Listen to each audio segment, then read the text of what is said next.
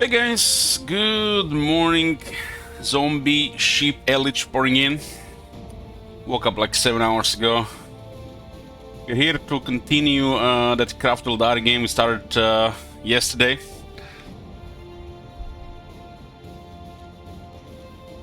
It's already late, like tier 10 towards the end.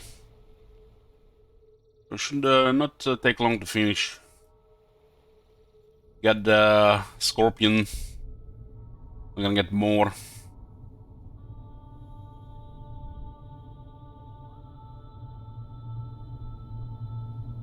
Whenever a Scorpion can one-shot a Lemnar's Bell tank without extra damage. I will not.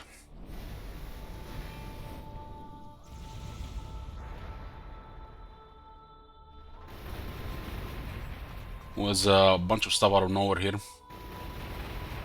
Lost a Warwalker. 45.6 energy for that. It's pretty cool. So we basically have left Adeptus Mechanicus at the bottom and Imperium to the left. This is kind of late game. Use Red Knights, Warwalkers, Scorpions, smaller vehicles, probably a few Red Blades and the Spirit Seers. We should get Avatar of Cain as well. They switch from the other side here. Combination of these things can definitely destroy our armor units. These are squishy, but they do hit hard.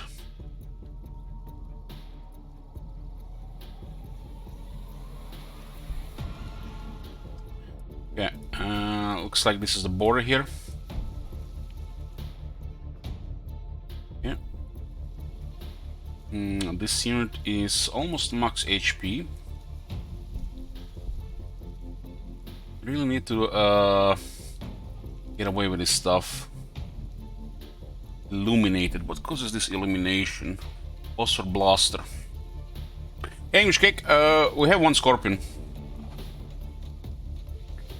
The tier 10 technology since start of our like 100, turn 100. We get a very good research this game.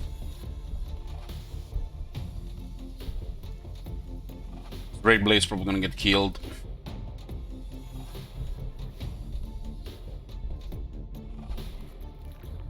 Let's do one turn of healing before we switch this south. Got two Spirit Seers helping. I don't think this cure accuracy stacks. I get only +1. Makes difference on the Red Knights.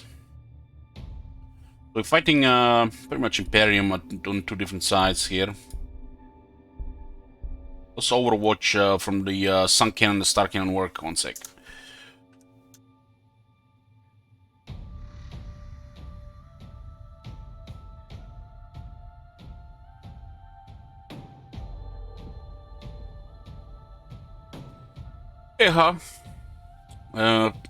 Viewers have fed the Astral Town quite a bit of resources, so they might have a very large army.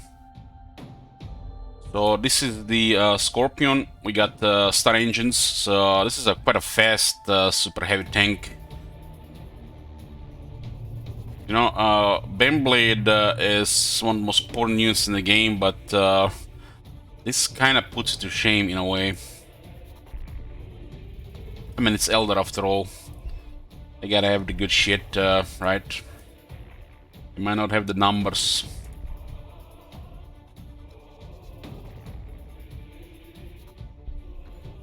Yeah, so we're going to use the big gun on the guardsman. We're gonna stomp the sentinels. We got two artifacts, two relics for damage. What you got it? Thank you. So this is Eldar with plus 20% damage, and these guys have artifacts somewhere which we haven't found yet. Where? So we'll have plus 30% damage. That's crazy imbalanced, and we'll just finish this game.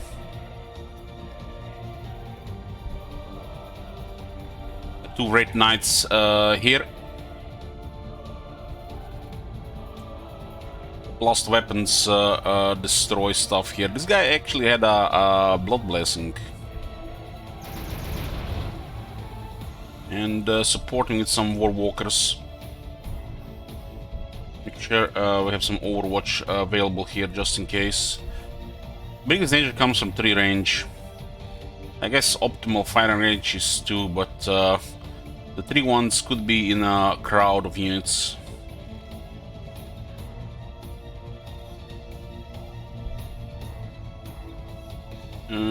I'm gonna send units south here. Should claim these rivers so they don't waste one turn.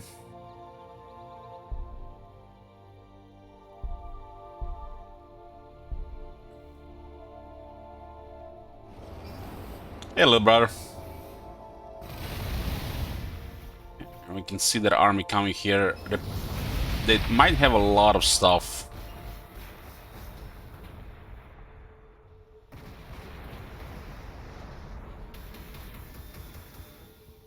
You can see some level 7 and level 9 units here. These units take a lot of damage. Oh my god! Have you seen that? Dang damage cake. Holy shit! What the hell? Let's use the crystal target matrix for accuracy. We'll open the Hammer of Red and Vector Engines.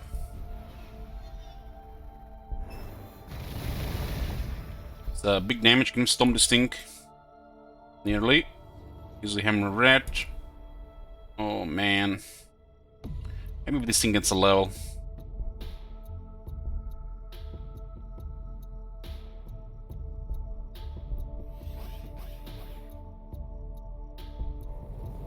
Enough attacks here, so the X damage don't matter.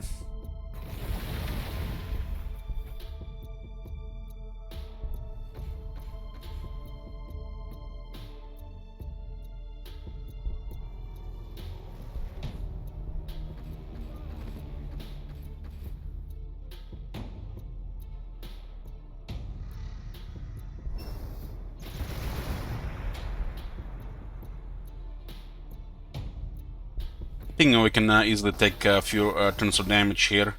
The Red Knights are very tough.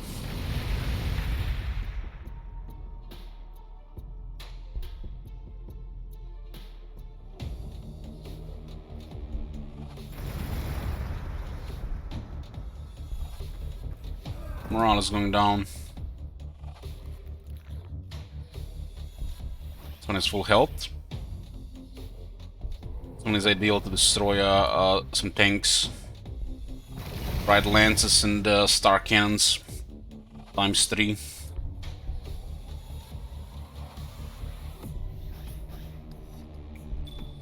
long as there's anything coming from this side, it's cliffs. I guess it's most of units gonna come here, so it's kinda bottleneck here. And the Big Daddy is on the way. It's very fast for this unit size. War Walkers with 5 movement, that's nutty as well. I feel like if the Sword Walkers didn't have 5 movement, it could have been totally ignored, but they have quite a bit of firepower, but they lose the damage when they take damage, because there are multiple entities.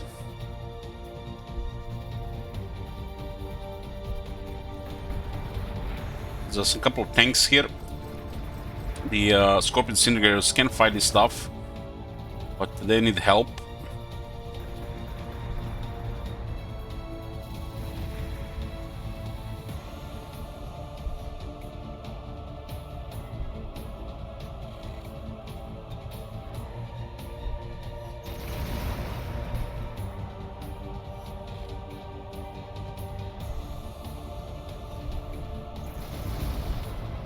This thing's cost 6 on.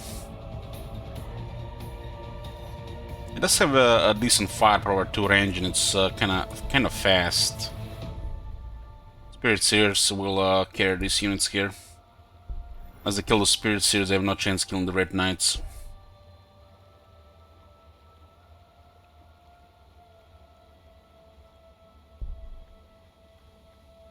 They've moved this earlier.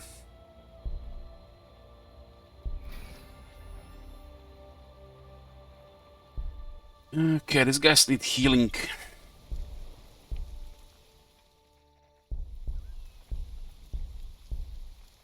So 3 red blades, good at sieging.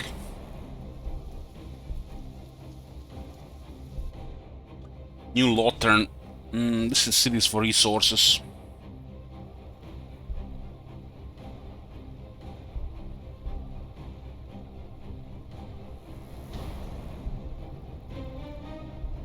Let's get a little bit more loyalty. On turn off sync with the rest of the cities. Hey, Fern. Oh man, that Spirit City just got melted. So you can see the Spirit Cities can't really take any damage.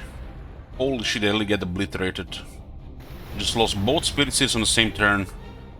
That is kind of like a cheeky slash cheesy slash almost disgusting hero. If he doesn't die, but if you just get close, it's just dead.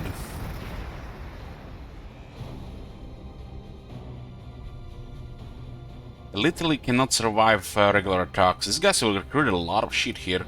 Must have another city down here. Maybe this city has that much resources. I remember this faction being fed that much resources by the viewers.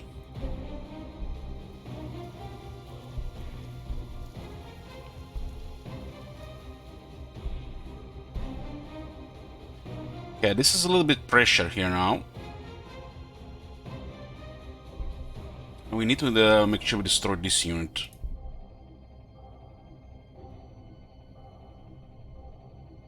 We'll jump behind it. We actually can't jump behind. I guess this will do.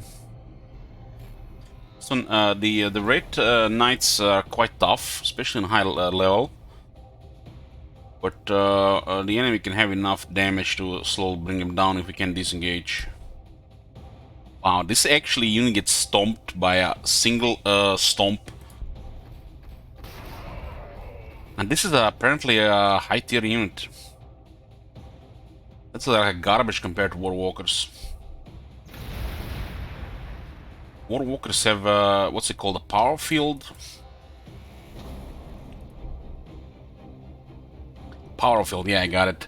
33% mobility. I mean, these guys cannot really match the weapons of Aeldari, right? But they still have some stuff going for them. Probably just go around and if the unit is nice with a jump pick, because it can get away out of harm's way, it's very hard to kill.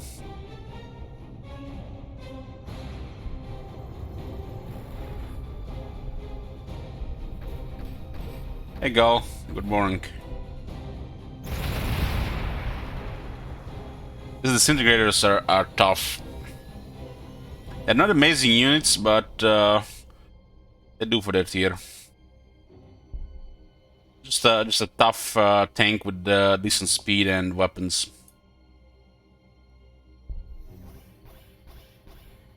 Haven't used any of our mid-tier tanks. Maybe we should build some. So a second look on Aeldari as well. We can just spam Scorpions. They're currently expensive. New Lothern will eventually get us to that point.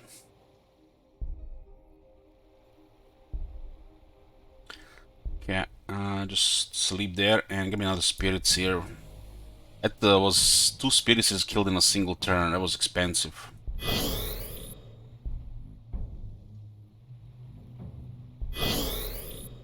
Sound is quite loud.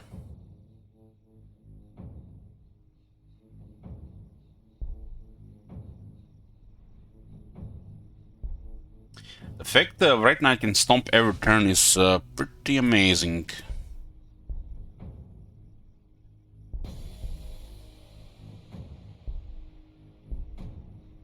The Scorpion named Nurgle's Gift. Just need to get my Twin Link Pulsar in range. This shit has 3 range. It's gotta be one of the most terrifying weapons in the game, if not in the Warhammer universe.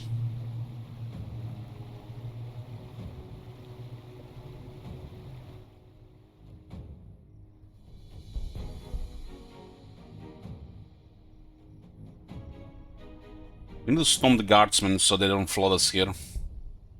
and get these weapons on the vehicles.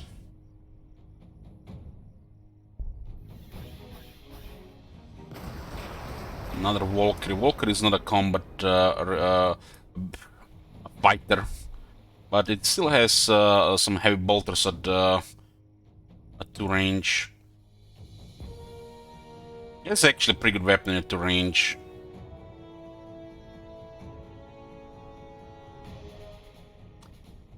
Tarek says, Ellie just found out that using Lightning Strike gives your army a debuff. The thing is that it's actually a vigor rate debuff. Your units don't start tired. They get tired about 4% faster than usual. Because of this, auto-result in most cases kills more units than without it. Yeah, we knew that.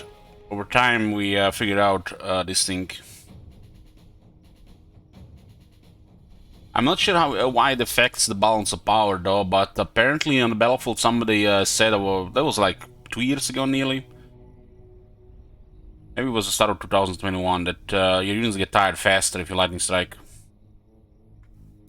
Hey Toro, good morning.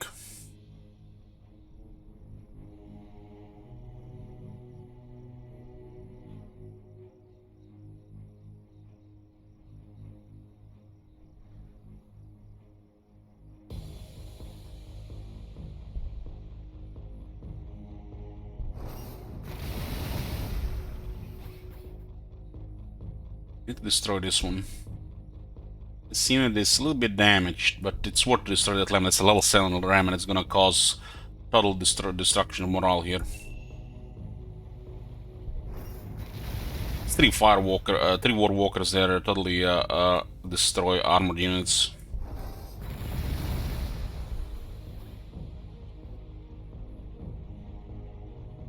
Guess we're gonna have to stomp this one. Using the big body to just run them over.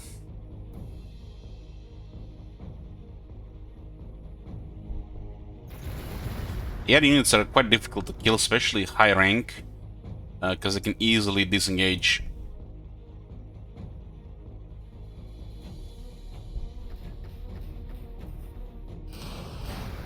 Honestly, the Red Knight seemed better than I remember, but this could be also due to having plus 20% damage.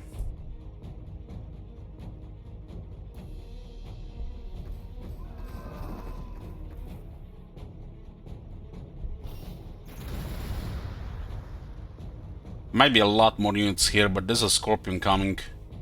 Be prepared. Can't believe the Warwalkers have a Bell of Focus.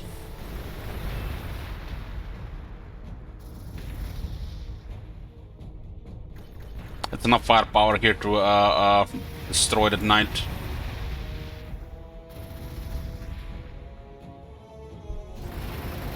Maybe not, that guy actually moved already.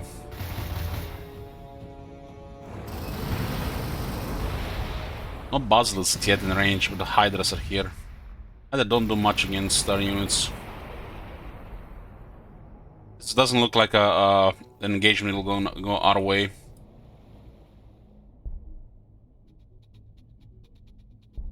This is probably the most incredible thing about the Red Knight.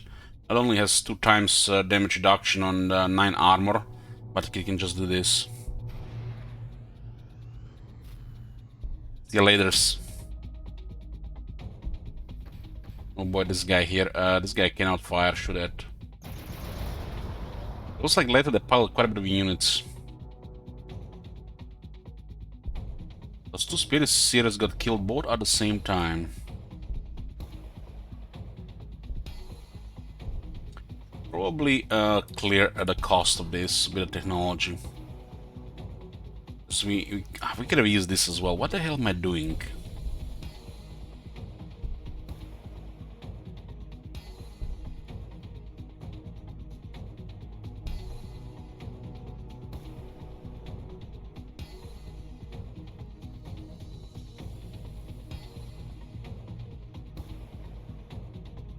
Give us more influence. We need the web constriction.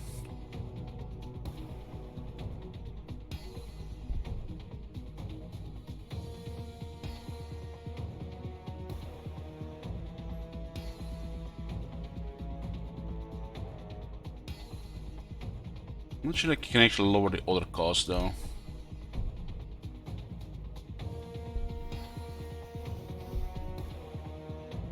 Forest save this Hydra. If an enemy enters a forest or Imperial Ruins, or really any area with cover, and we don't have any units adjacent to that tile, it prevents Overwatch. This thing has Titan Hall shields. You know, it sounds like something amazing, but it's 70% mobility. But considering it's a big unit, I mean, not particularly very high armor, but it still has good movement for it.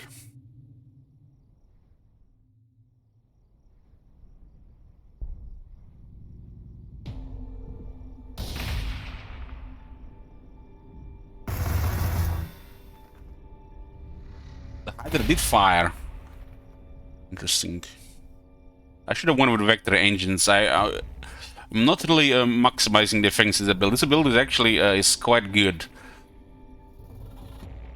Quite good.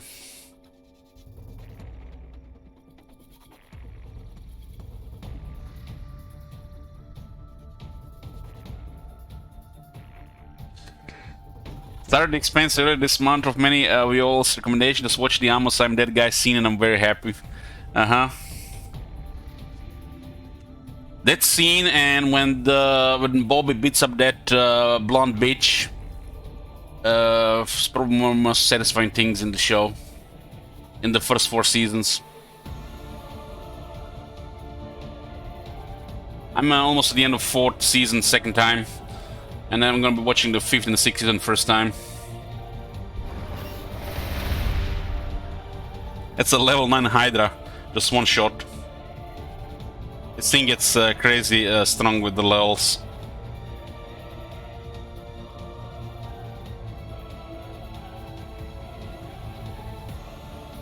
It's a lot of walkers.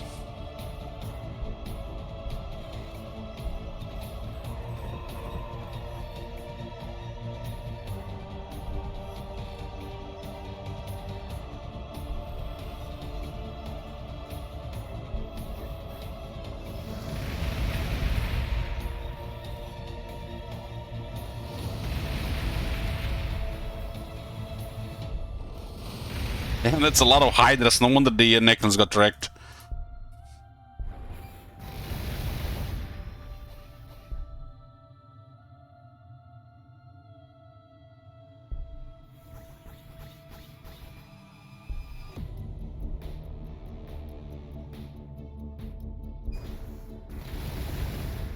Bright lances and struck in and destroy vehicles.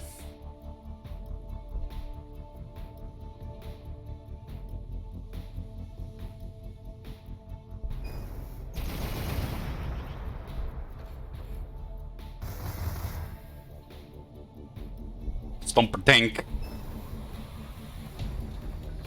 You going somewhere, friend? Have to kill those before they 100-kill missiles. That's a beautiful thing with the Scout Sentinels. You start with just vehicles, and then you just get a bunch of them into level 10, and a bunch of them into 100-kill missiles when you get the research done, and they're very effective.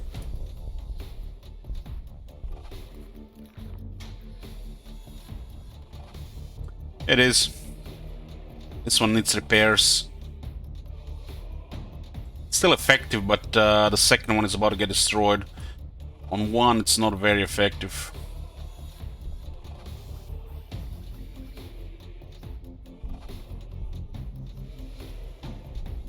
Clearing all their outposts for resources.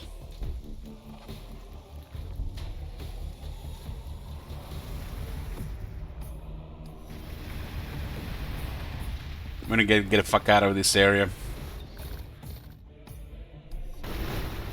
These guys still have a lot of resources for some reason.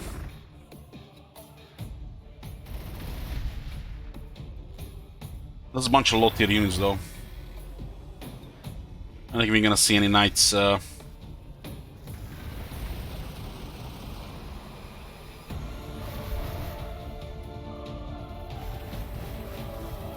We don't really have enough here for a grinder.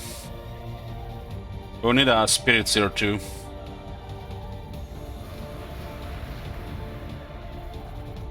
Gotta love that power shield, power field. One is called power field. Another one is called force field and Titan Hole shields.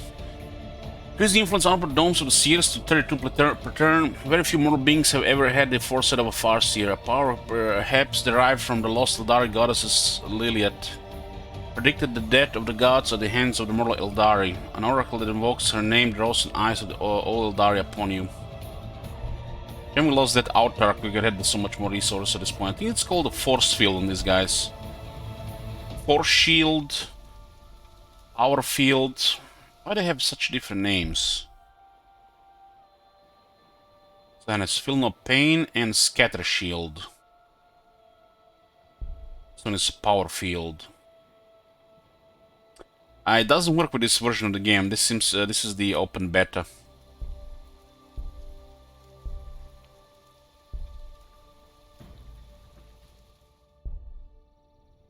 We definitely have to get the fuck out of this place. It's too much to fight this off. A bunch of dogs trying to kill a big ass monster here. We can stay one more turn and then I'm gonna get out of here. The new version of the game has quite a big rebalancing going on, and it's a big patch. Some stuff got changed. And I need to repair this one. This one I will use jump pick next turn, so I'll stay one more turn here. That's a shit ton of damage here though.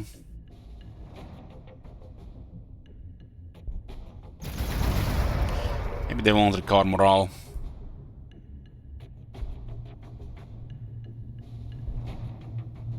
Still can't kill this, huh? Necrons actually got buffed.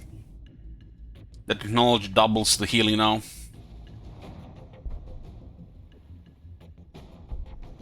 I did the one game with Necrons off stream with the open beta when it got released, and it's wow. Literally feels like they're not dying. Why did we lose morale here? I don't get it. This unit taking some damage. Why did we lose morale here?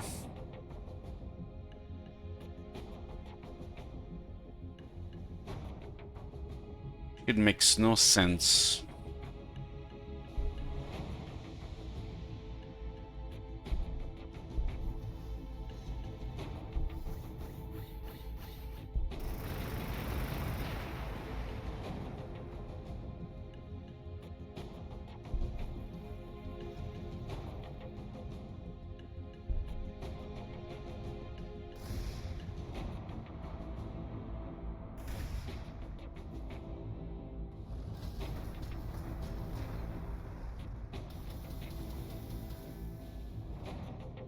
Hey, Boom Cools, good morning.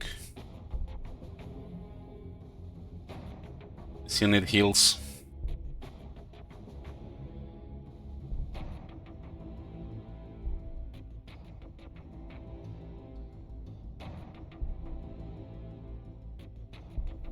It's a lot of shit here and we gotta disengage, man. You fed this guy, the Rome, so much resources. You can totally feel it here. This thing can handle a few more rounds here.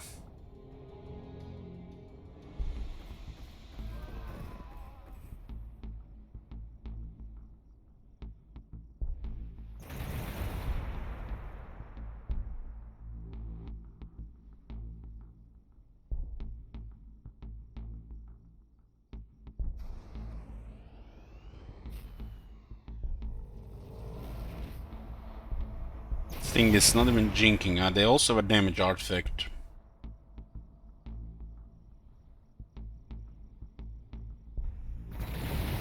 One walker down. And had the veteran walkers flying around. Yeah, morale has been recovered here. 37 damage in one hit there. This is not even the optimal range. Fucking hell. This thing nearly gets destroyed and it's jinking right now.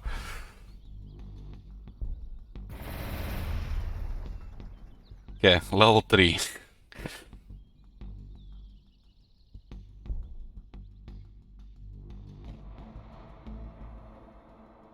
to repair this one.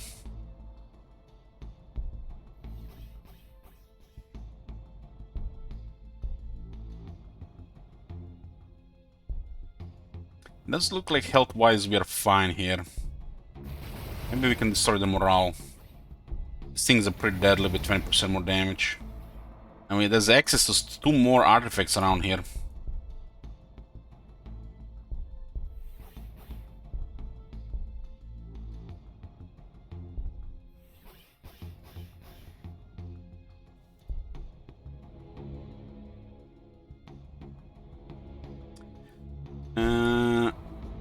Useless.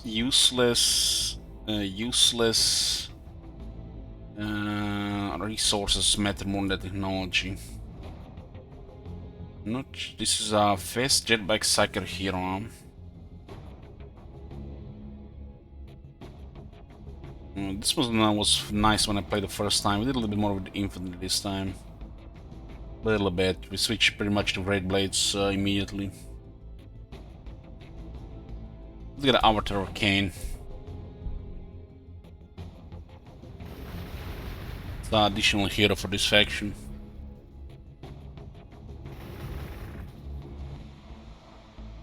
We can still give the Imperium resources, guys. With the Senate and the Forge World chat. Although they seem to be pretty fed right now.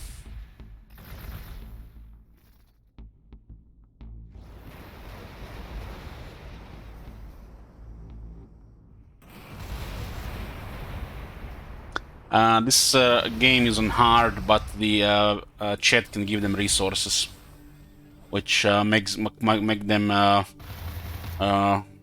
it's unpredictable, really.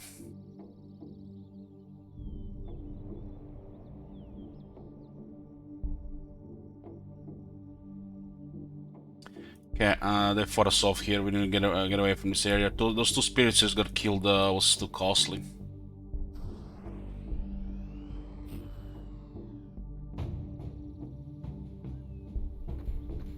Okay, we'll hold ground here.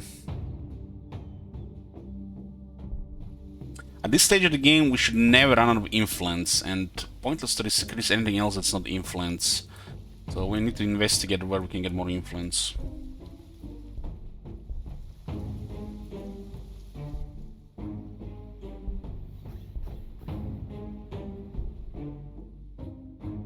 Demoralized here because we have some serious firepower. So as long as we keep the kill and their units, they'll not recover this.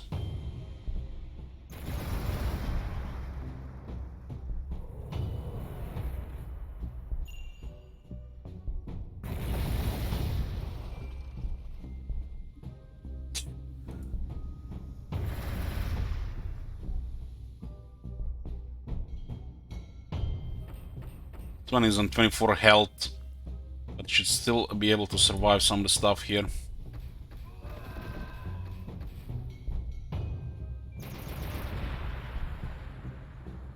I'm gonna get to that hider there.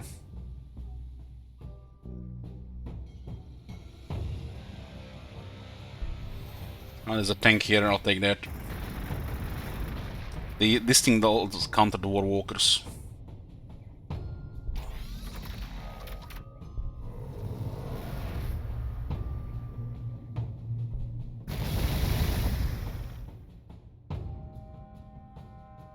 Quite a bit, English Cake is, I think, close to 600.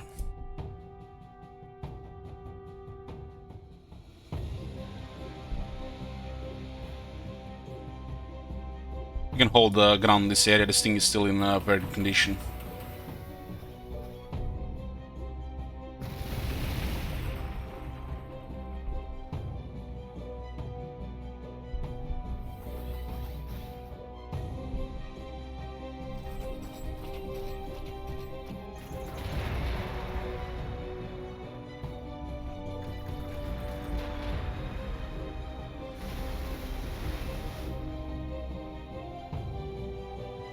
Heather Shield blinds them. Oh, they got 100 kill missiles. Oh my god. Have you seen that shit? Holy shit. What the hell? Yeah, this. That one might go down. Looks like the first round of 100 kill missiles. Fucking hell. One more.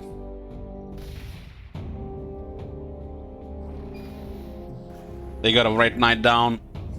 There's always this shit always happens when they unlock that technology. The technology is OP.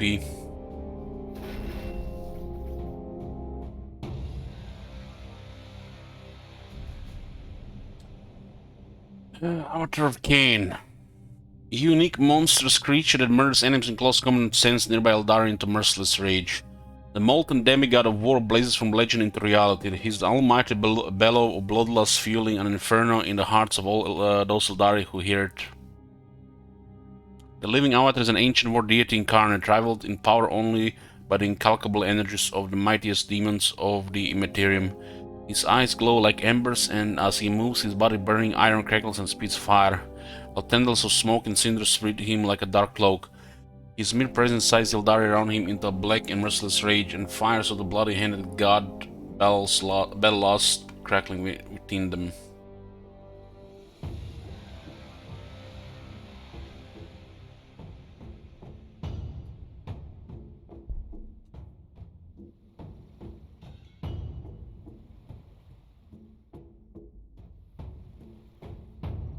Well, losing a Red Knight is not nice, especially a high rank like that.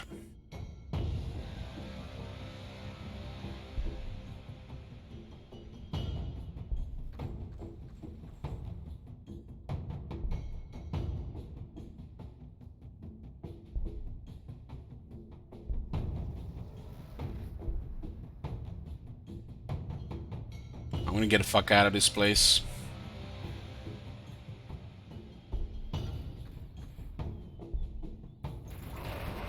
Seems a rumble to blast.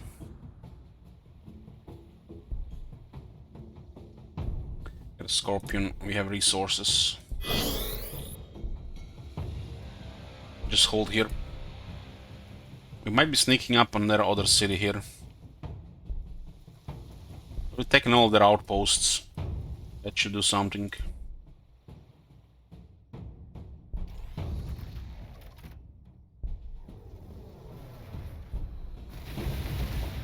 And this distance for losing that one, holy shit.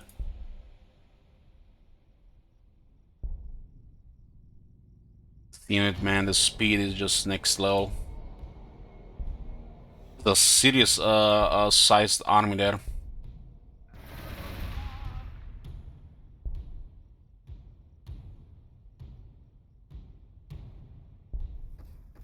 This one is in still very good shape.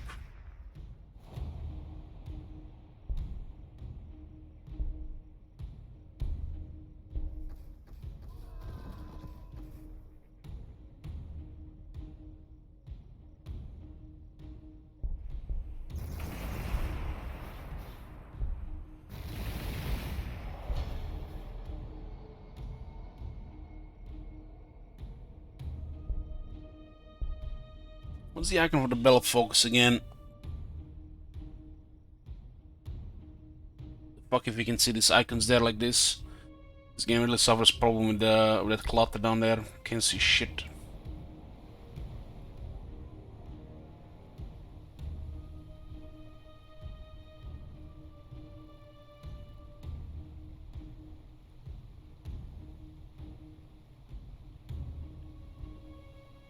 It recovered morale, rats. It recovered.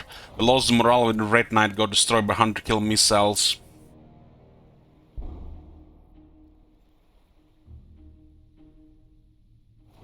This is 20% production. It's a massive amount. So we don't really need more than 4 here. What we really need is some influence at this point.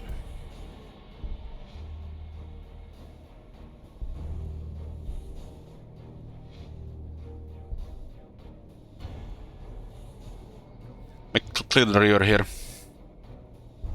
City tiles have always one movement cost. The river does block us.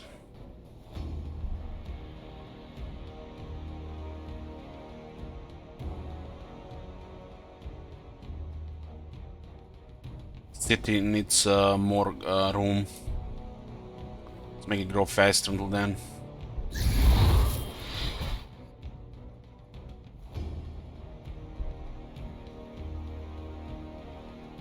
At this point we can't really drop growth because the cities are big. This one just have enough room for the next pop.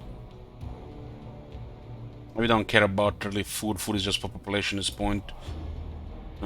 This will be goes holes after. The city is ahead. I guess it's the first city. Hard to mess this one up. Which means the Bone Singer Chantry makes sense to get a little bit ahead further.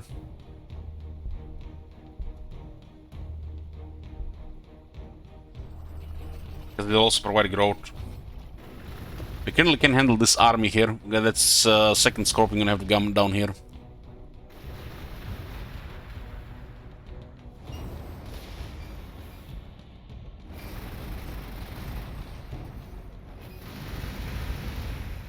We're fighting two fronts and we don't have enough to push on either. That's the worst thing that can happen in this game.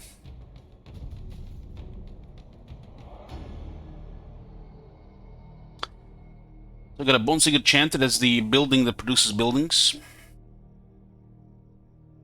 It's special because it also generates growth, which Aeldari have lowest of all factions. Many of the pets that Aeldari walk in their long lives are non-violent indeed. Most are for the Craftworld Aeldari were those who rejected the hedonistic lives of their peers for one of contemplation. Bone Singers are artisans who psychically manipulate Raidbone into the structures and machinery that Aeldari use. This building actually makes a lot of sense here. Second one.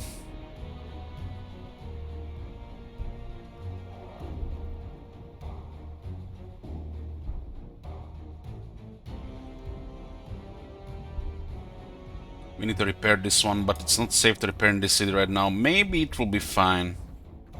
Losing those spirit, those what I call the spirit seers costed us, well, they pushed us here. This one will just have to buy time here.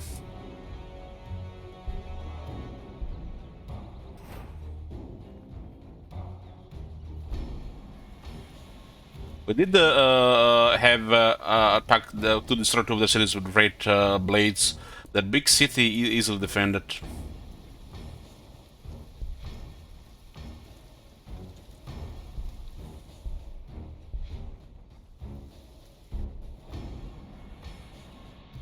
We need to disengage here.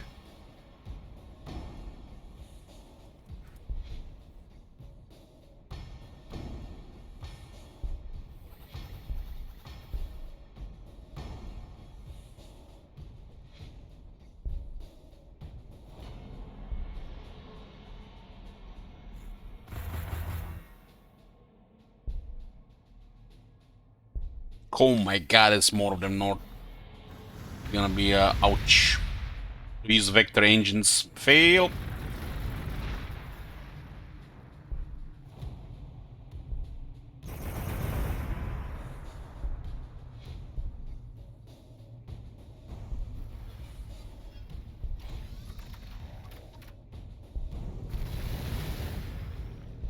Pulsar will destroy the tank.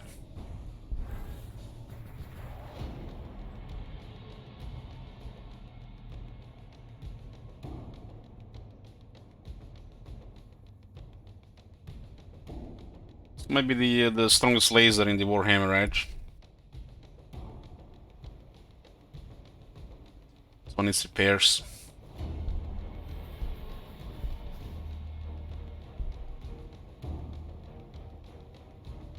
We have two old one artifacts and it's level 5, currently at 31.7 damage. We had Autarch and Spirits here, they all got killed. And we're getting Spirit Seers back again.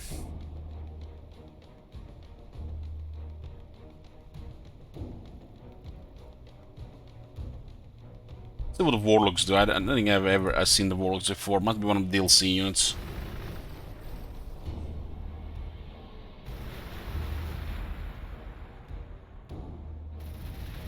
I have a damage artifact which you didn't find.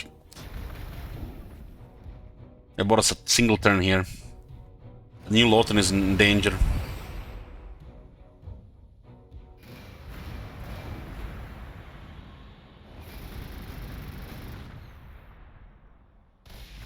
The Red Knights can take a lot of damage, but at some point they need to repair or heal.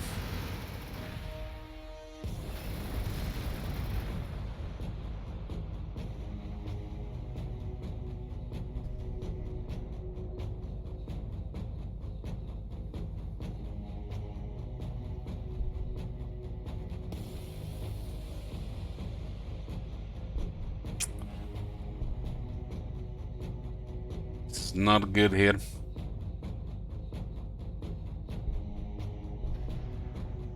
Those two are nearly dead.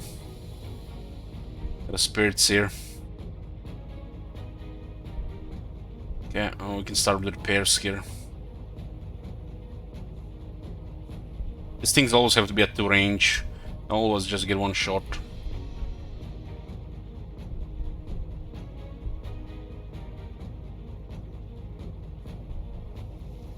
Might aggro from the other side and they might respond to it.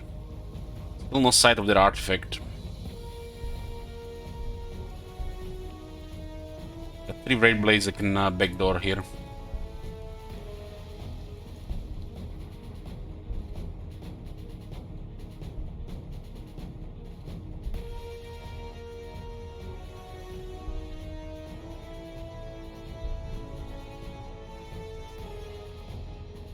The pulsar is powerful.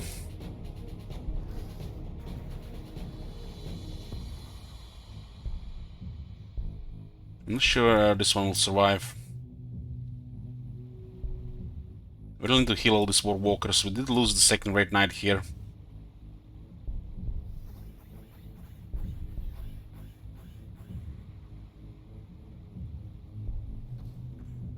Maybe they ignore here one turn.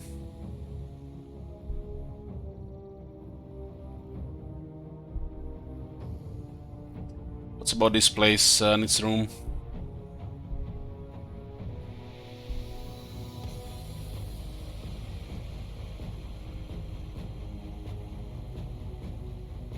This place can support some ore. Yeah, there are the only 2 left.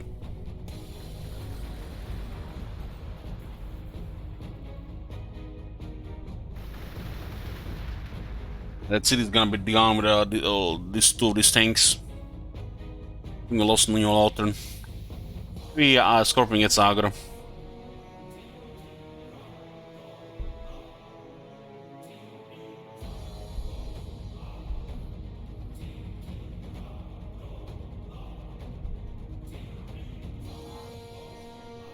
I can't fire right now though.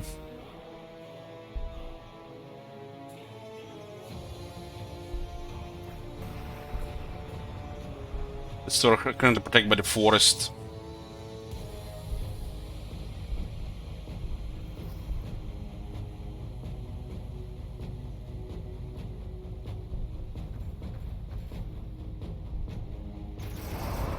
Maybe if we demoralize them, it'll do something. Still are in pretty bad shape.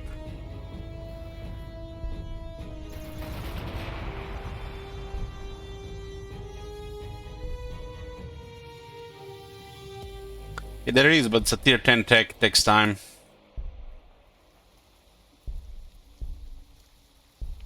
Ooh, this might be the damage artifact. 3rd damage artifact, let's go. There are 4 that we've seen on this map.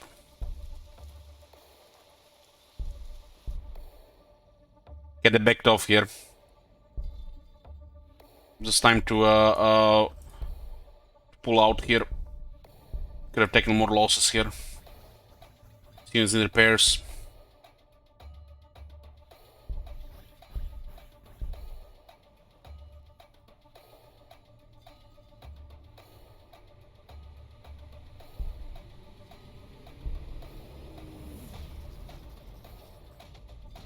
Yeah, they're backing out when the Scorpion is showed up.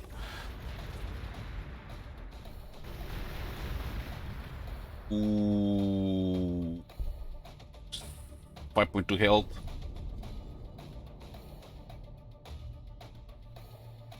So this is a Warlock's unit. Psychic infantry unit that can teleport around the battlefield and cleanse their foes. 1 armor, 8 health. When the Warlocks of the Craftworld join their minds, the fate of worlds can hinge upon their reactions. As true Sons of Cain, these militant psychers will plunge into combat at the slightest provocation. Witchblades and singing spears are swung in graceful arcs, leaving coruscating webs of energy behind them as the conclave carves through the ranks of their adversaries. They do with joy in their souls, for all the seers of the Aeldari hosts, the Warlocks are fierce and the most violent of all. You get 3 sets of weapons: shuriken pistols, shining spears, singing spears. Singing spear has 2 modes. They got a rune armor, but rune armor does shit against proper unit that just dies. Do cleansing flame.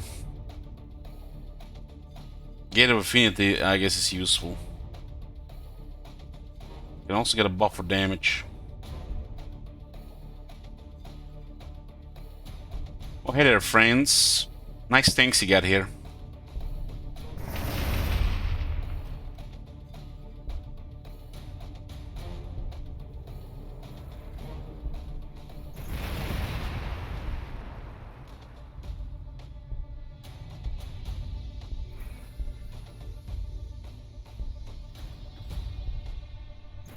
It'll be enough for them to back off. Damage artifact, let's go. Oh yeah, and it's not even a Signcaster. So we are Elder with plus 30% damage, and the Elder already has massive damage.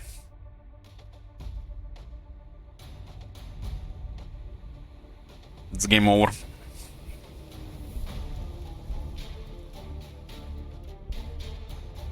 It's like 2 cities here.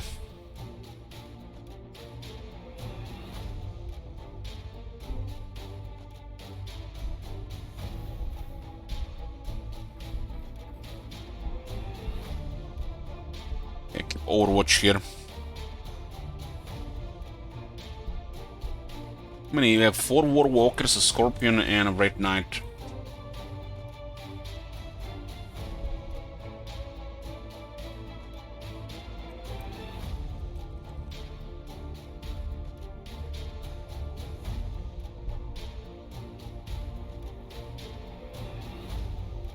Costs food and energy.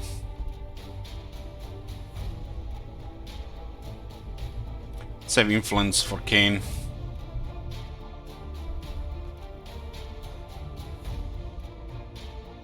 What is all the sudden drop down? I guess we need proper population.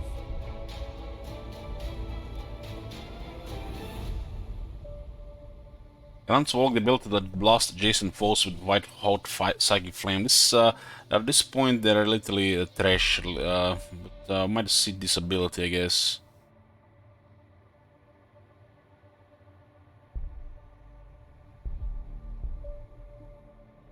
Yeah, the level of Planetary Warner, a small engagement.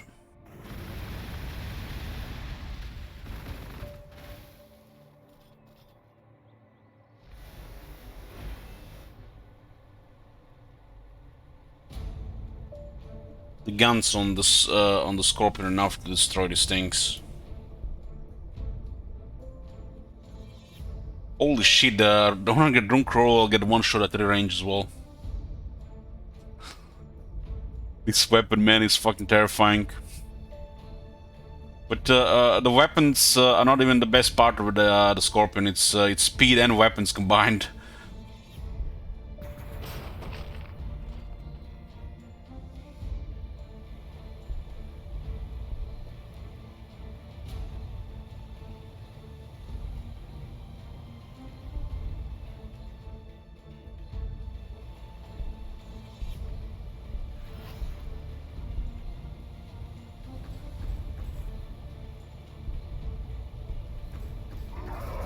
Totally lost morale here.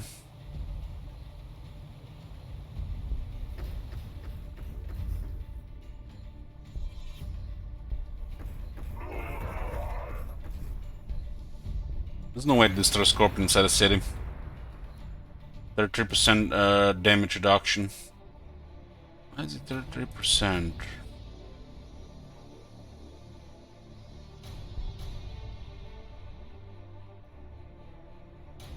Why are Titan Hull shields though? Ah, if the unit has increases the damage reduction if the unit has moved this turn. Uh-huh. Right. I forgot it worked like that. I thought it was just passive. I was watching the best light show in the hive. All elf sparks and bang bangs and shinies and so psychedelic. Then I wound around and the regulars was dead and that alien tank just rolled on past me like I was Plastido. Trooper Grand, sole survivor of the Necromundan Fort regulars. So the Titan Hull shields only work if the unit has moved, so the Scorpion has to always move.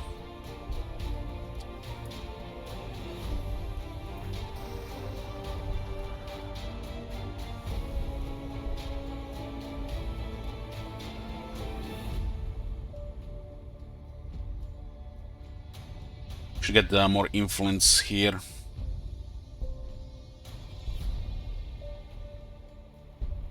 Requires an action.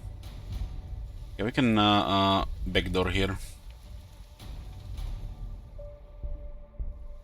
Yeah, it's 2 cities here. 3 of these jumping on the second city might be enough to pull all of them back.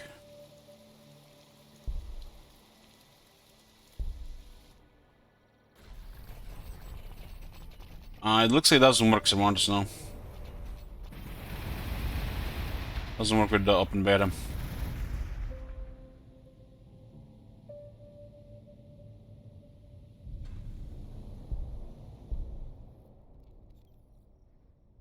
Can't believe they just one-shots the Doomcrawler.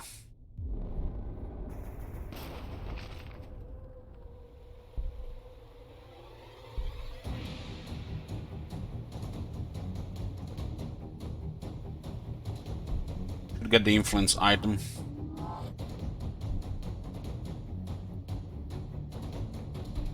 Pays for itself after 20 turns.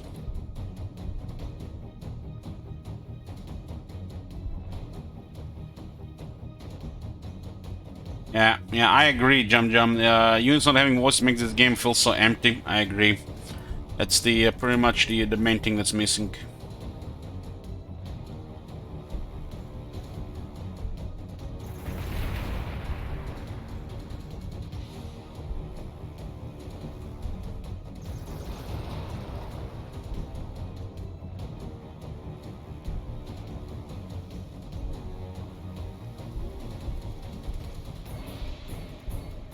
Okay, we can see the city. So 2 pretty good cities left here. We destroyed 2 of them and they got a new one recently. Makes me nervous what the astronaut armor doing. Might be clearing the rest of wildlife here. There's still a couple of wildlife units left.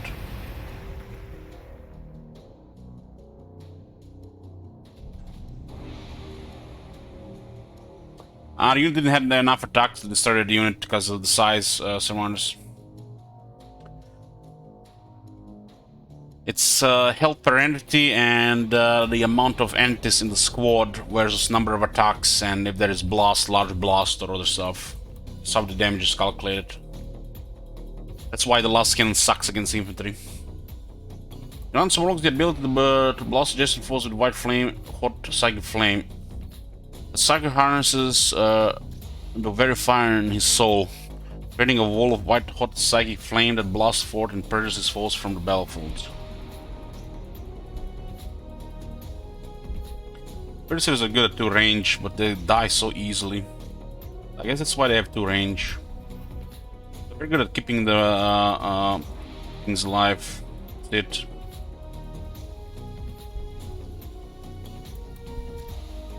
Nothing here. I should start aggroing this. The red blades do good here and against the cities.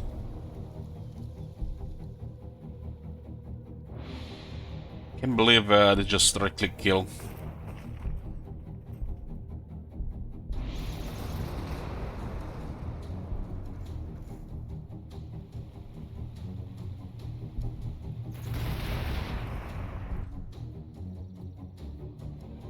Yeah, we don't really want to engage with Imperium on the top here.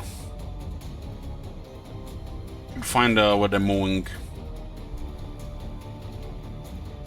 That's what I think in Overwatch.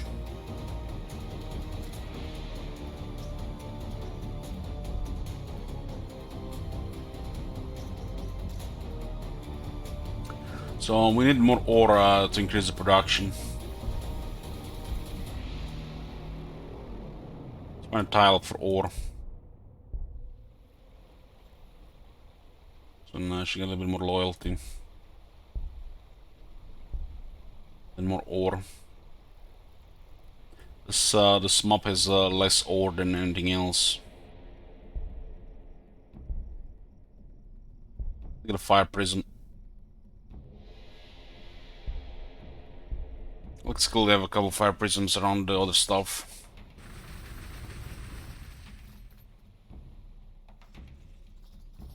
Looks like this is enough to push them. They lose a unit per turn and a big units, not just any units.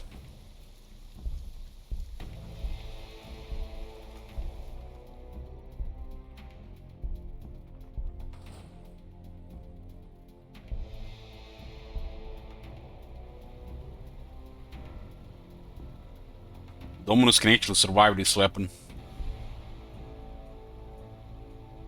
This one gives them quite a bit of resource. Dominus has extra damage reductions.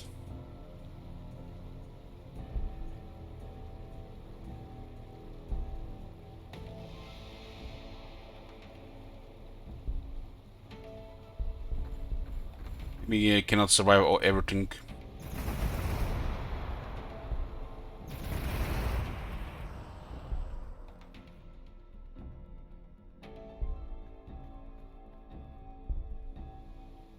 It's the warlocks. Get them Infinity actually costs some influence. Focusing the raging power of his mind, the Sager augments the strength of his comrades to the point where they can crush flesh and bone with a single blow.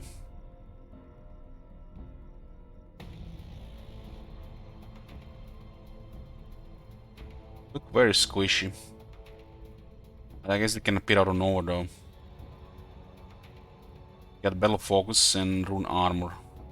They have no armor, so the Rune Armor doesn't do much. Cleansing Flame also has only one range. But looks like a very deadly the units are cowering. But at this stage of the game it's not, this is trash.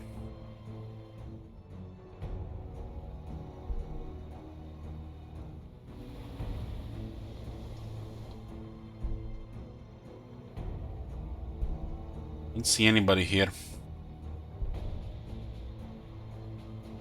think it's all 5.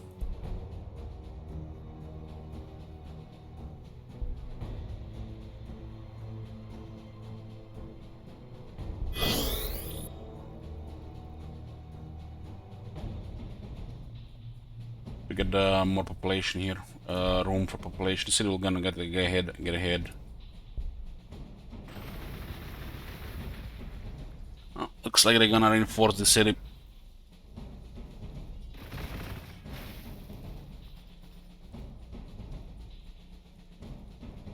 Great blades are very tough inside the city tiles because they're infantry.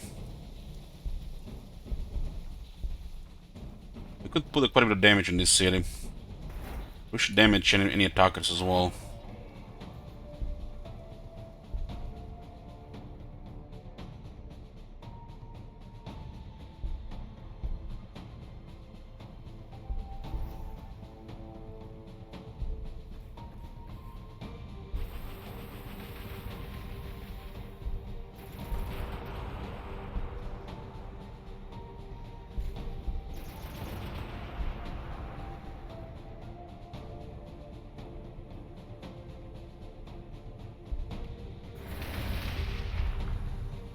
So where the small guns at? There's a one gun on the top, one gun below. There's like 3 shuriken cans. These guns look different than this one.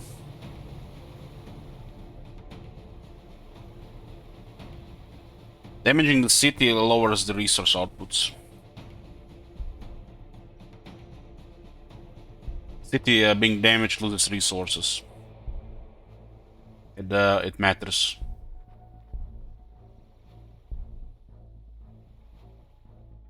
Yeah, other than you guys giving it does not create resources out of nowhere.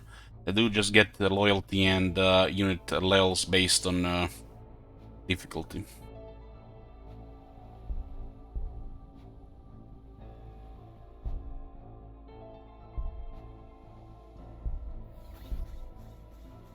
A little bit nervous with it as massive army swing, probably clearing the rest of the map. Which is this one, Batch Corner. This new craze.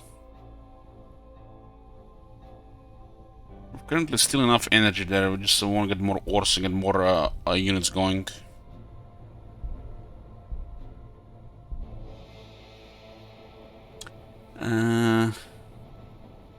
Still gonna need room soon.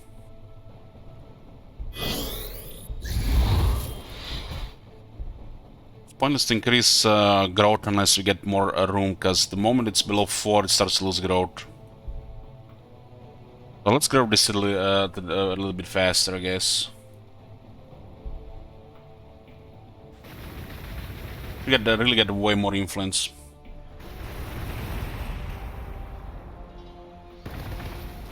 Well, I think they're starting to run out of the resources you guys gave them. So it'll take probably some time before they get the next tier of stuff militarily without losing the current stuff. I had a shit ton of stuff because people fed them resources. This is a city with 23 pop, so we should definitely damage it. You guys can still give these guys resources or the Ultimate Armor resources if you forgot.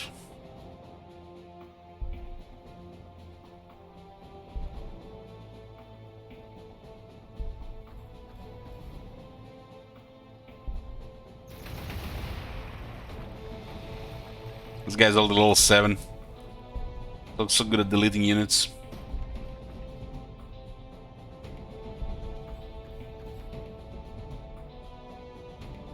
Does dealing damage to city makes it worse? Yes, I just explained. They lose resource outputs.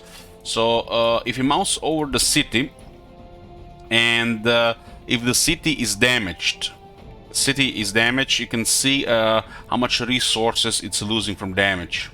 So city under siege will be less effective at producing stuff under city resources. Fund the enemy non-pink ones, sure. So we gave resources to the people of Rome.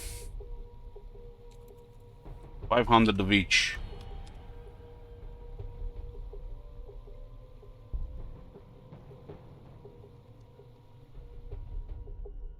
Currently a little bit in a zombie ship schedule.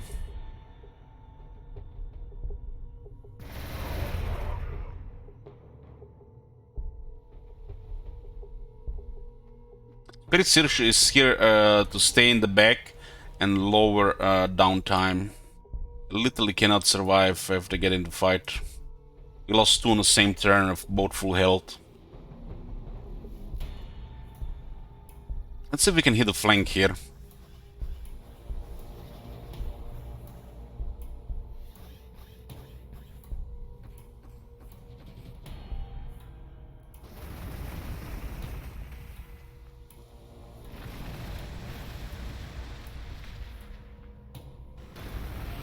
They don't have enough damage to kill the Scorpion.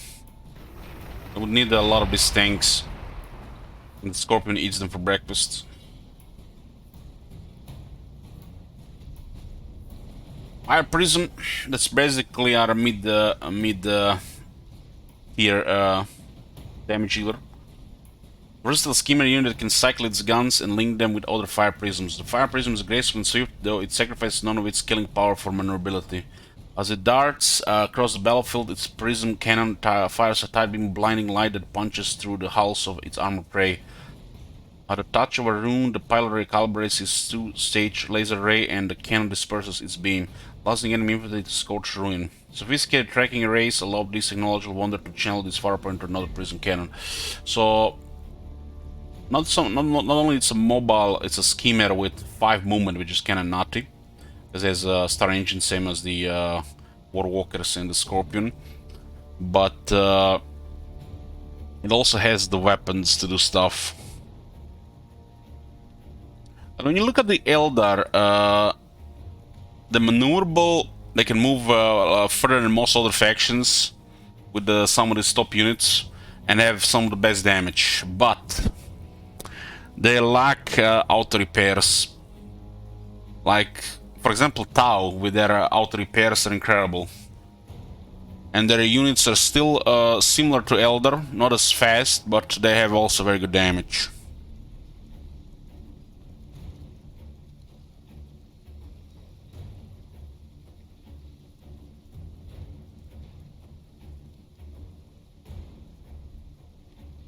This is a very good weapon, the prism cannon.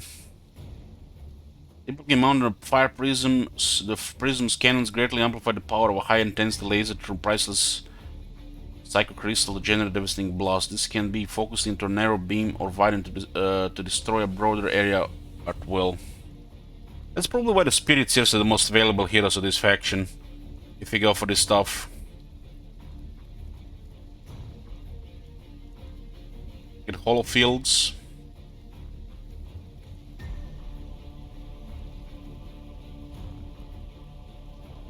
You get plus 10% damage, that's very impressive. In Jincom, three different firing options for the main gun.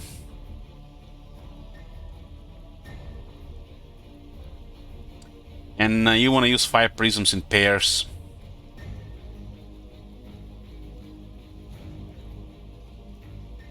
If not more of them. We'll be getting 5 prisms. We can produce a lot of stuff here.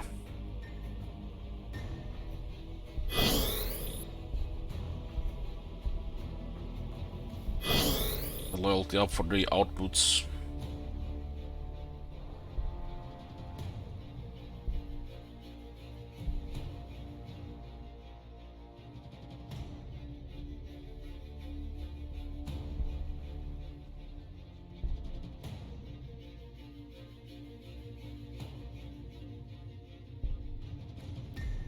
We don't have to move because we are inside an outpost. You can still get armor.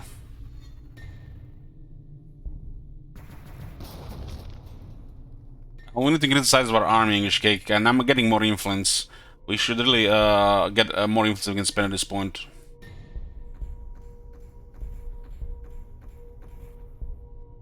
Which should stay with tune range.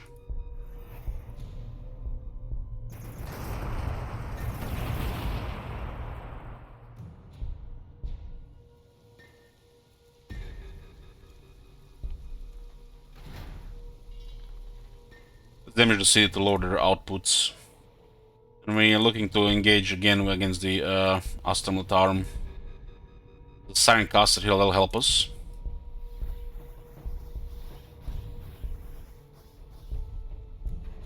Looks like the army went south. This is not really a massive army, but it's enough to engage.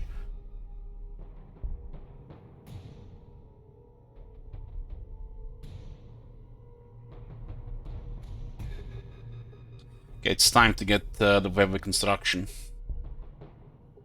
Removes the action cost from web travel. We need the 2 technologies for the 5 prisms as well.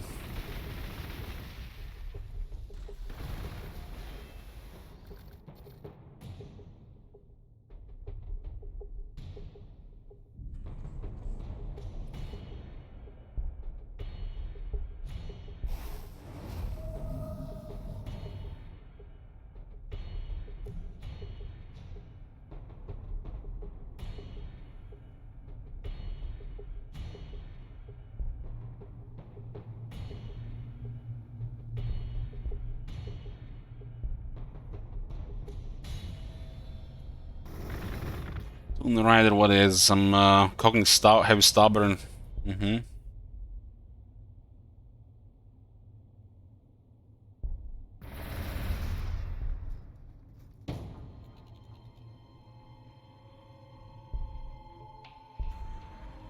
Units are healing here.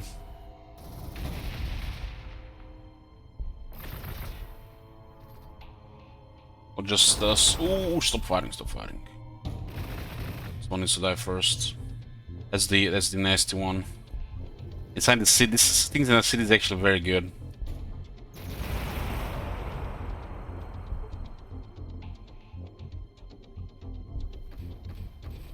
It's heavy grav cannons can actually damage the right knight.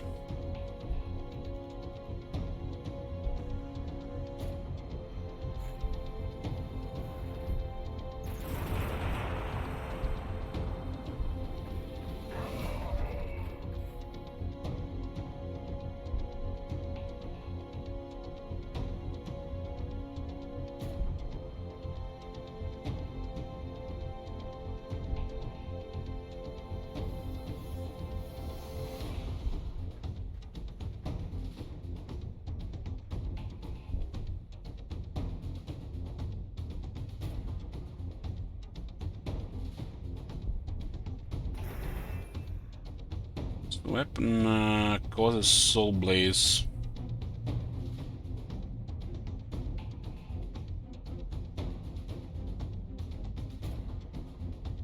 Requires an action. Their teleporter consumes action. Kind of makes them worse, I guess. Well, one of the raid blades survived, and it's enough to mess up that city.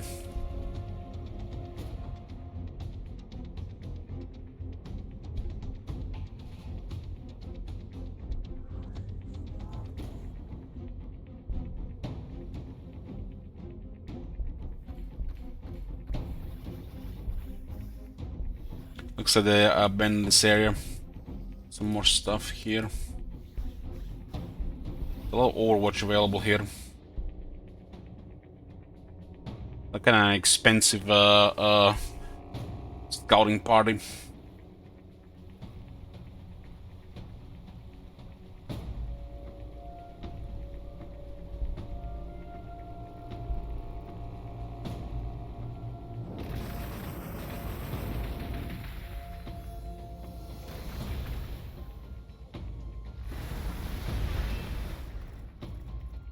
How much these units cost again?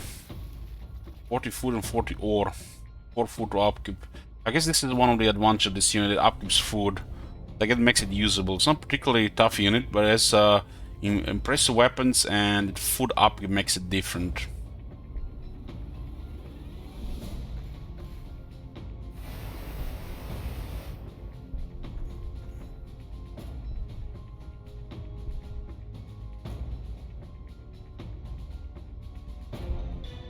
This unit might just get one shot here.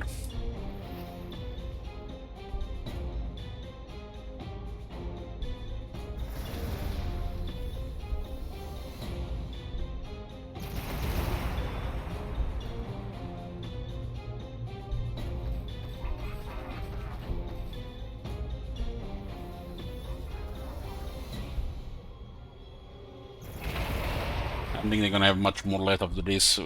Oh, this did survive nicely here. Yeah, not much left here. Just one is needed to destroy a city like this. Why is this unit stuck here? I don't think he's been moving this whole time. It's like bugged. That's a bug for sure.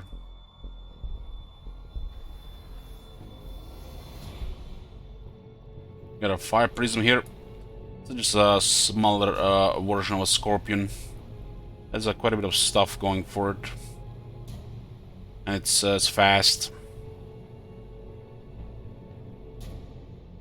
These things should join the fight.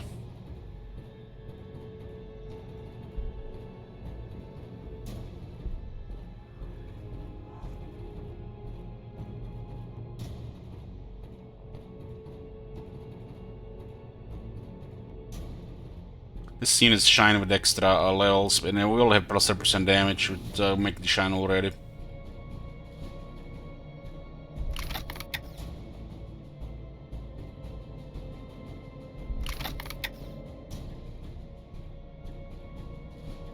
There's a blast, large blast, and regular cannon lance. Seems a little bit redundant, honestly.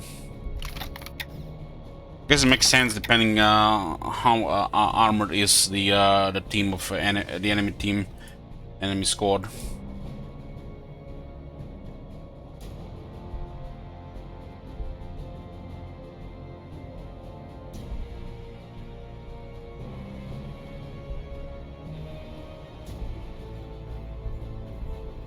It looks like this area is clear.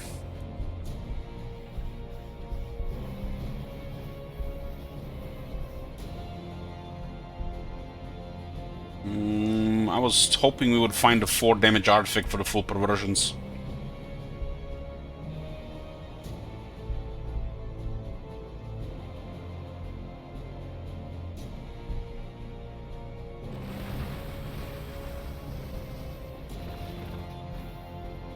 These guys are almost done, so we can converge our armies.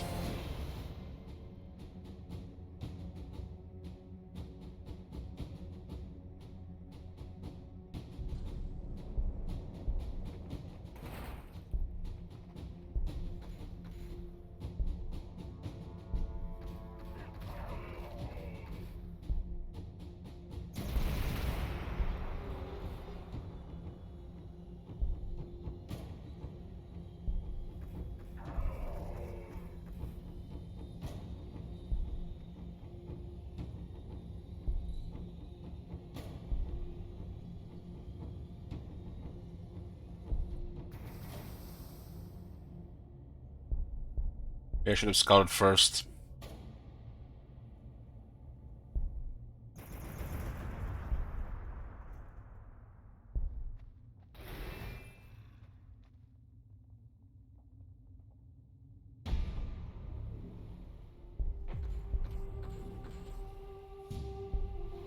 Scheme with the 5 movement.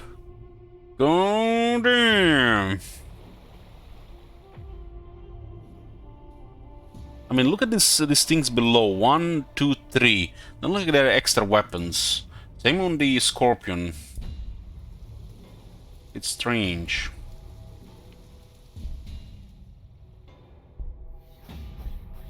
We're exploring here. It looks like the rest of the astronaut arm right now is finishing off wildlife. Guess I'll just take top of the map until then.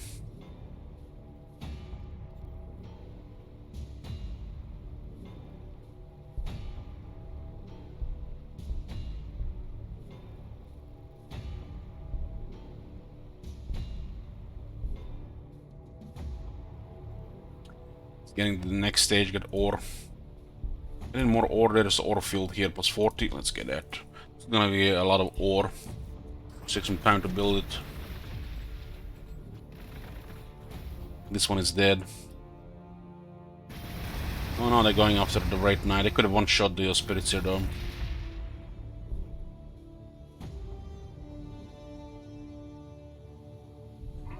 Sensors, not weapons, Yeah, I was just wondering.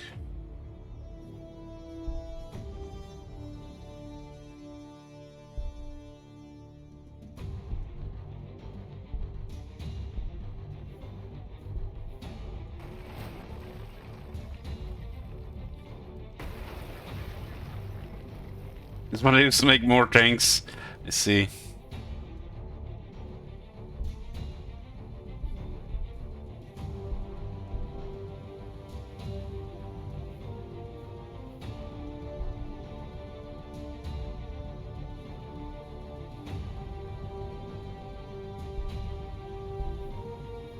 Kinda, it seems like pointless to get these single spirits, but if you can, why not get more health and armor so I can actually survive 1 or 2 attacks.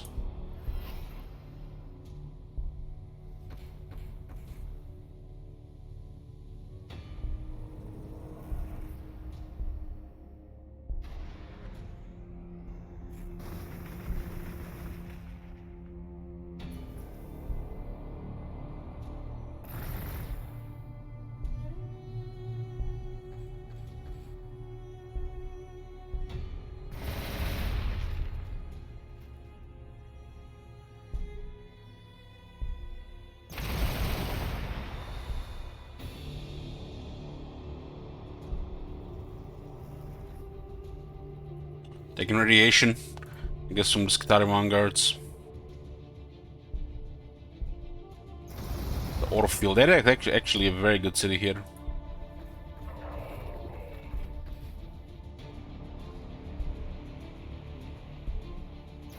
That's a data smith.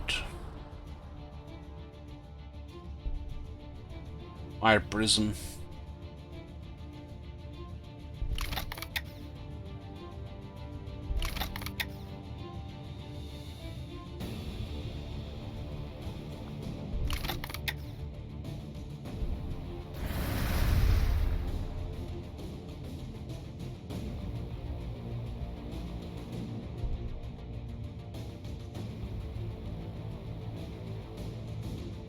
Sure, again, gets good with the experience.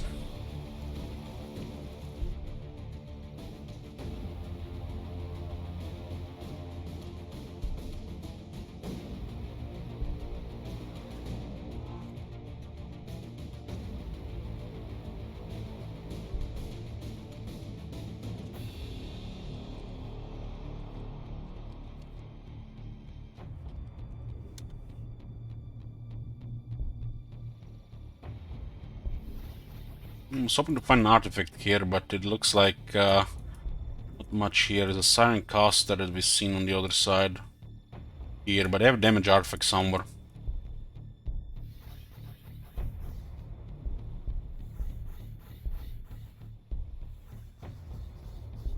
I know that we're moving there.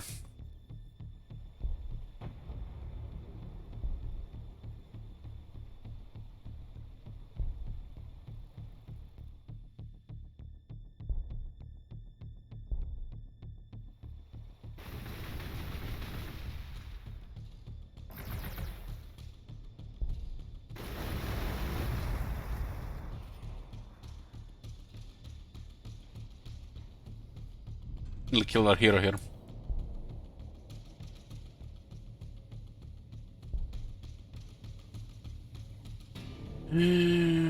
This thing needs armor. Get both armor items.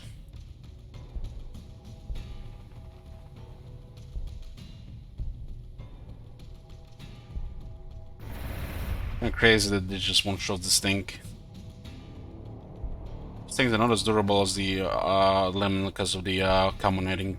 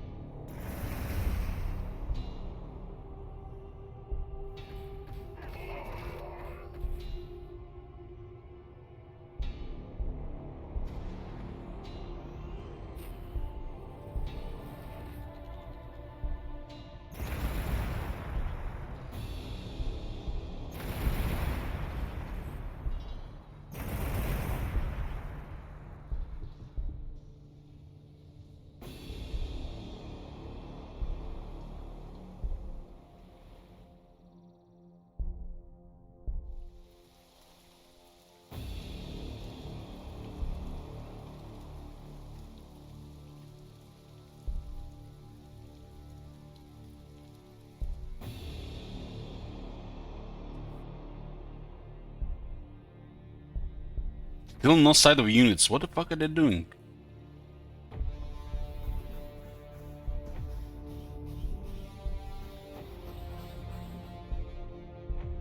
Managed to explore this whole area here, and there's no artifact here. I guess they're moving. Might be going to the middle.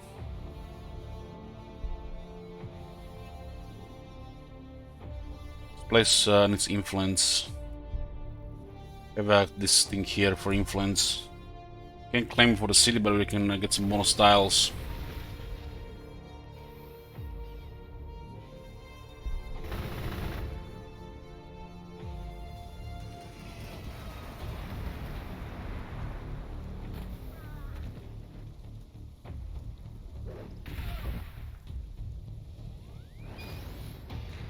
Oh, there's the basilisk.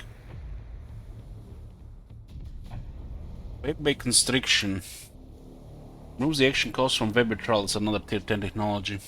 Having received guidance from the Black Library and Gladius' unique web layout, the Spirit Seers have planned out the shortest paths between any two gates, making the paths between them as frictionless as any other step we might take. So, my guys, I'll be back.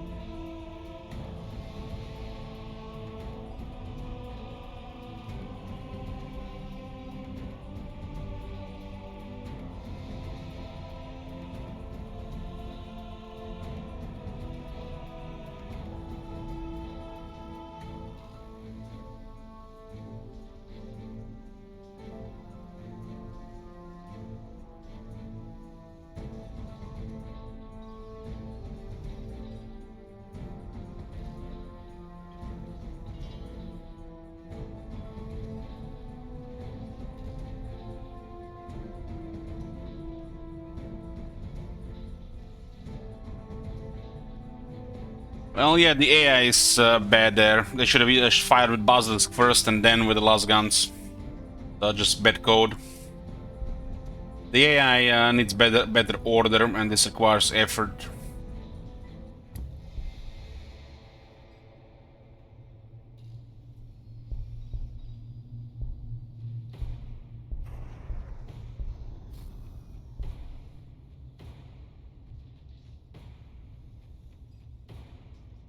The spirits is a little bit tougher.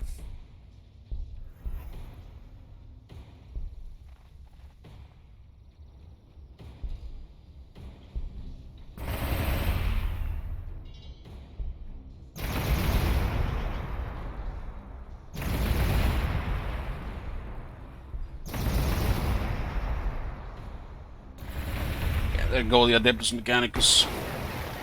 Deactivated. The universe is better placed without the logic and the horrifying inhumanity that results from it. From the remains.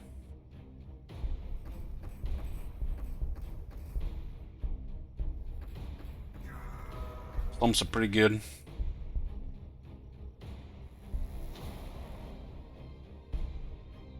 This is what makes the Fire Prism throughout the game excellent.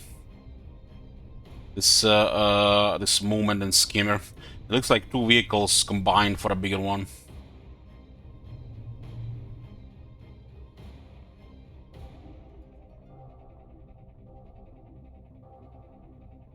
Massive bugs. Oh man.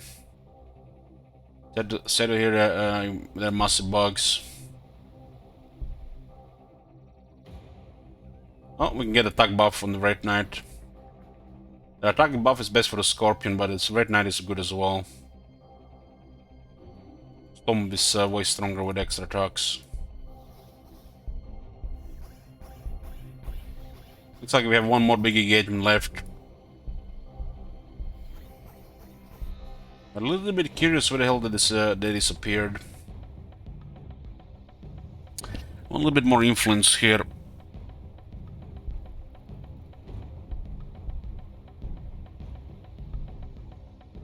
Influence, so we can sort our heroes. Only influence, only influence. Haven't went with the air units. Hollow fields are important for the fire prisms. It's, hollow fields are kind of like it's basically hollow fields. The Scorpion has Titan hollow fields. You're moving, you create vulnerability reduction.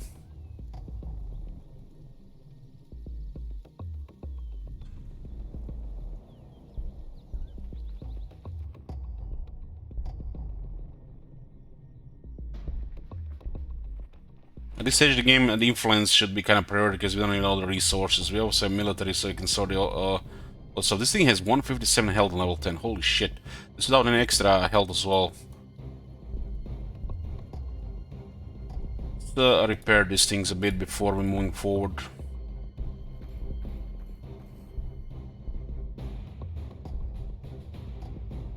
Seer will get also extra armor.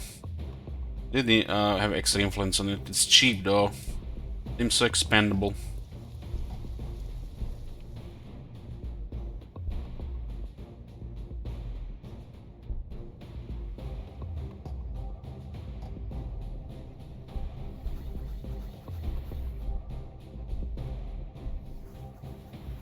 Warwalkers can clear so much ground in such a short time.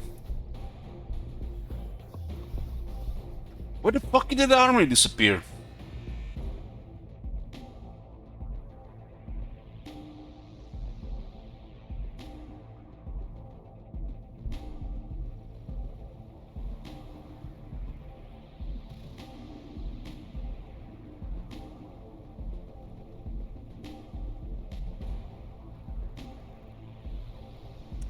This place is excellent for ore. Now it's gonna pay off quite a bit.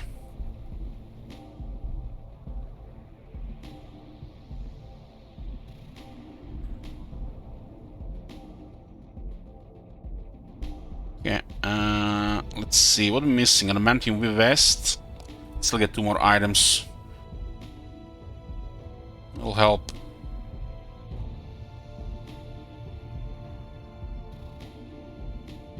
So we move, heal, and then heal, and then heal, move and heal again.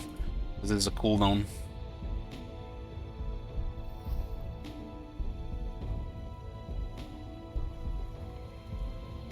Oh yeah, give me that damage. These things can't really keep up with it because it's so massive with the skimmer that moves their cover.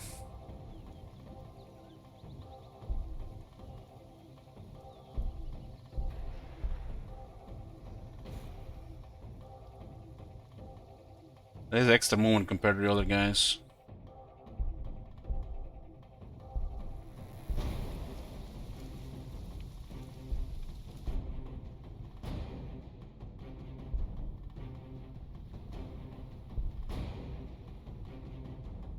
Yeah, we got quite a bit of fire prisms now. The hollow fields are gonna kick in as well. Still no enemy army. What the hell? What the fuck were they doing? I guess the map is massive.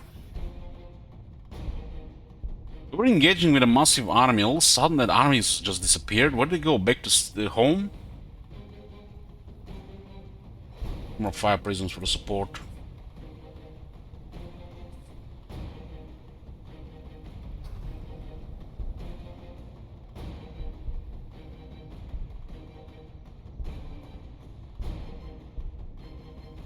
Looks like some of them moved around.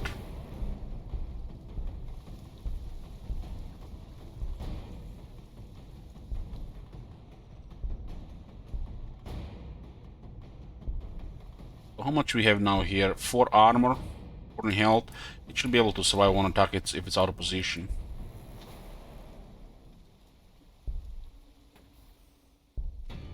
Okay, contact.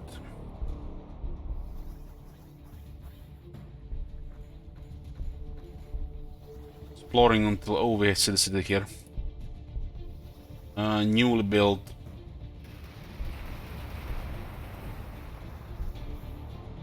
Send in the pulsar.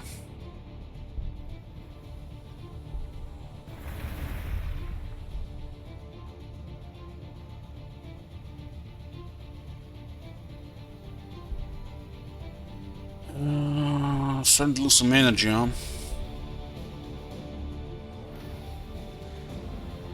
100-kill missile to kill that last ranger. They have a set of 100-kill missiles right now.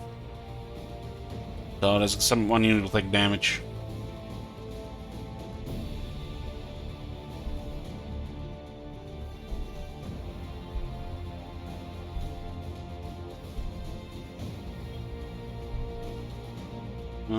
We can get Skull Altar buff.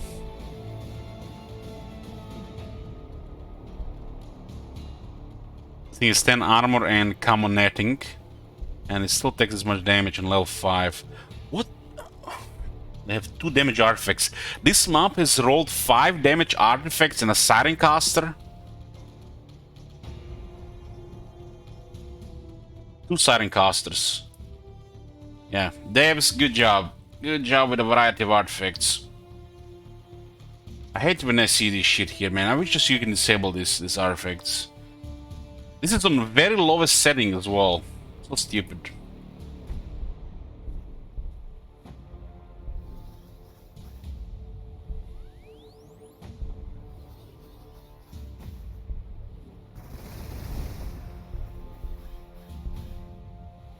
I didn't roll one of each first before it rolls the copy.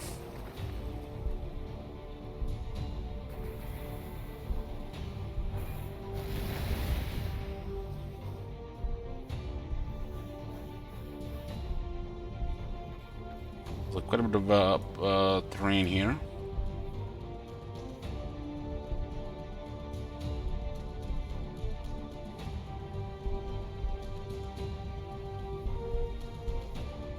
Those are 5 prisms that lack experience, though.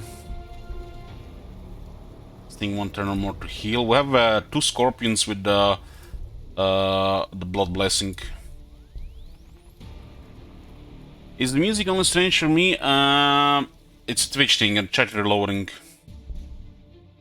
It happens.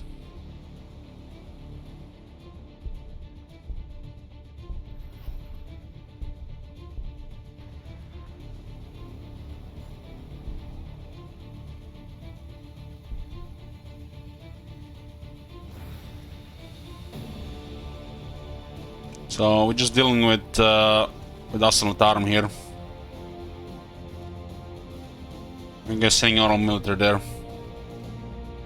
Hollow Fields grants wave serpents to 5 prisons with vulnerable damage reduction after having moved. Harnessing kinetic energy to shimmer and distort the vehicle's silhouette, Hollow Fields prevent the foe from accurately targeting the craft as it sweeps across the battlefield. So this is just the Titan version of it, huh?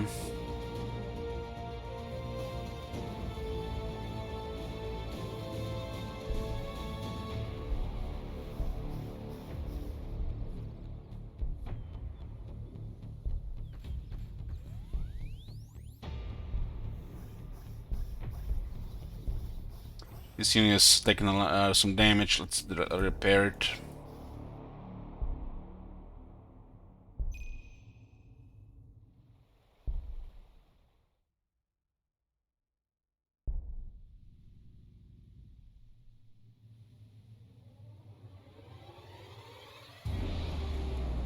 It does work, Cervantes. Have you not seen the previous game?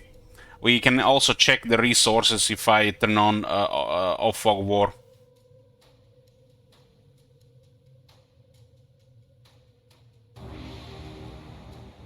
We check the resource. We actually got this totally annihilated the last game.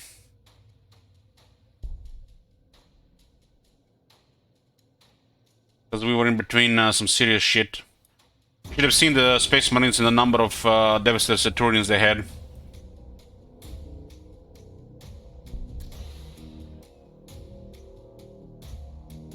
Well, considering the map size, 4 Lemon Raspberry tanks is better than a Baneblade. And just think about it. If you think one Baneblade is better than 4 Lemon Raspberry tanks, you're wrong.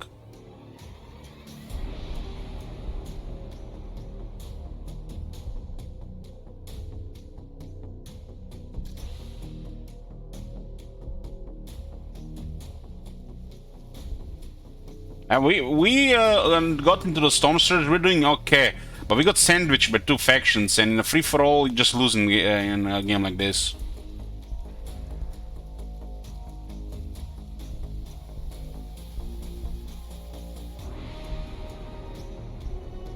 We need to make contact with the enemy before we move in.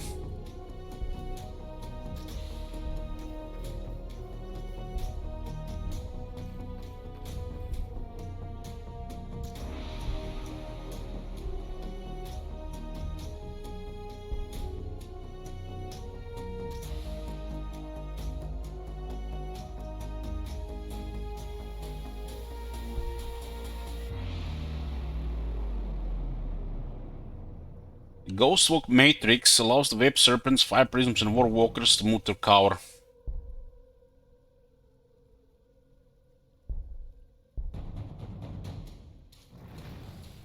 As a Ben Blade, there you go. Freshly built.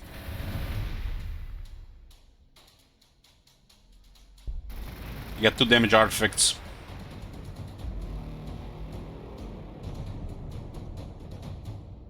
This thing is definitely bulkier, but it's slow.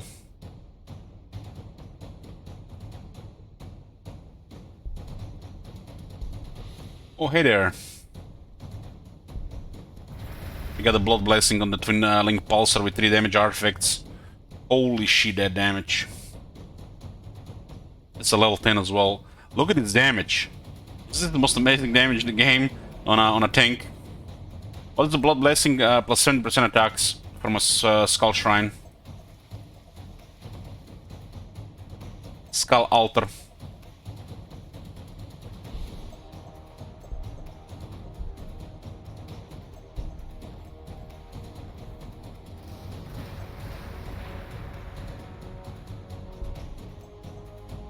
We should make sure that we don't just start tanking here. Well, these things are pretty sturdy.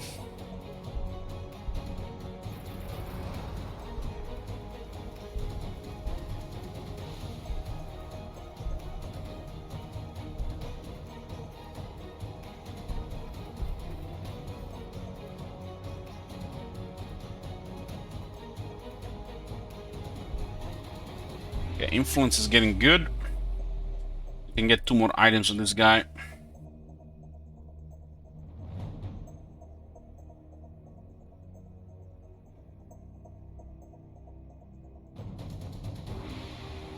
Digital weapon makes sense. Dimensional key makes sense. The support here.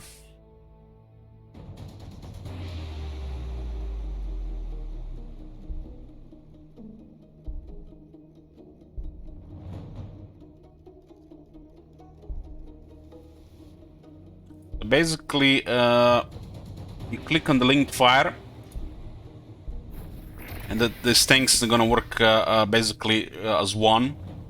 So the prism lance on this one is way more powerful.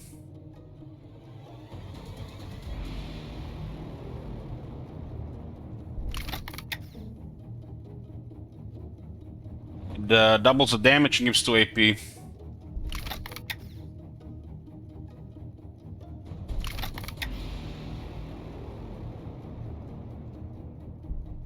It's good if you have a squadron of them.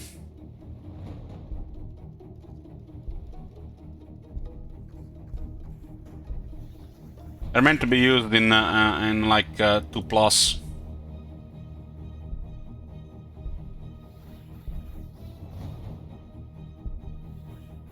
This is very suspicious here. Very strange.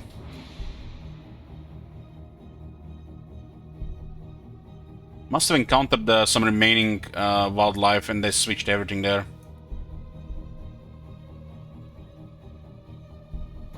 Another scorpion here.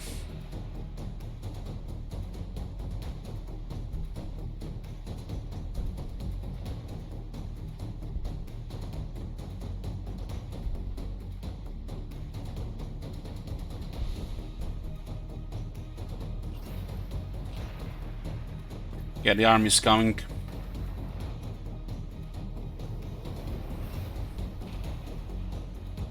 lot of fresh lemon bell things.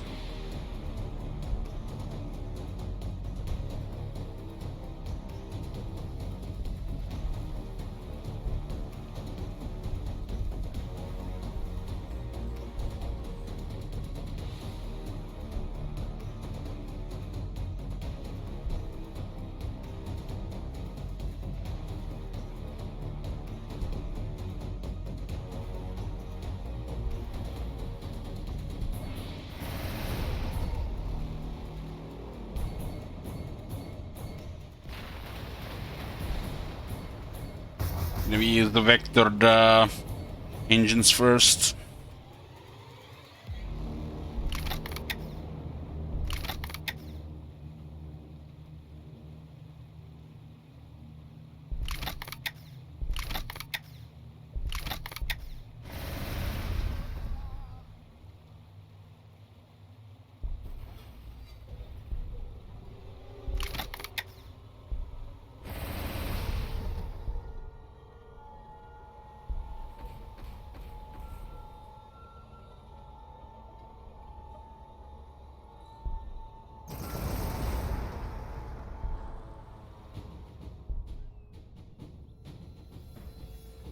Looks like there was some wildlife left here.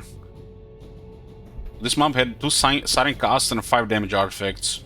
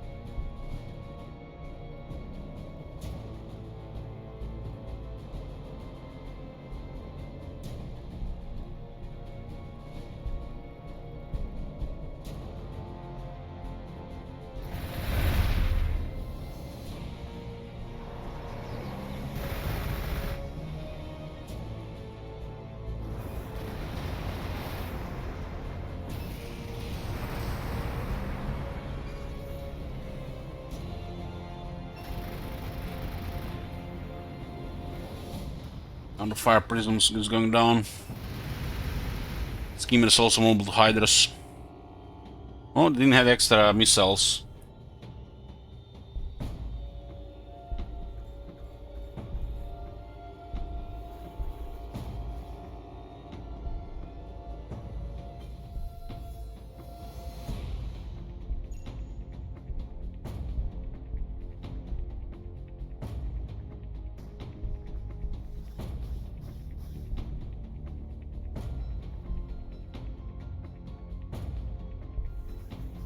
There's a damage artifact. Oh shit!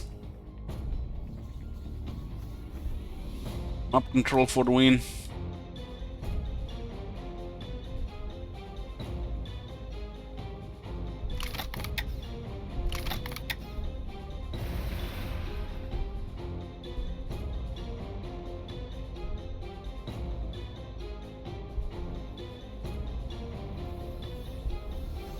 Looks like most of the military is here.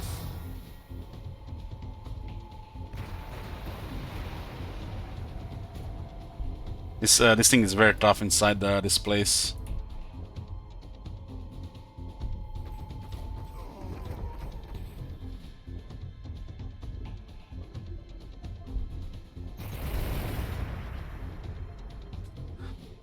Oh my god. We need to activate the Titan Hull shields though.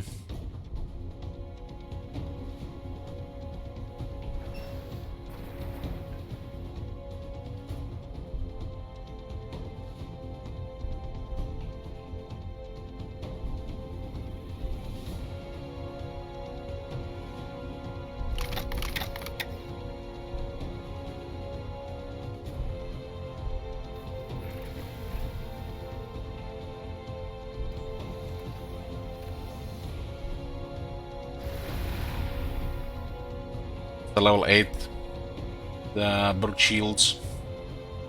Yeah, plus 10% damage, we'll soon take that as well.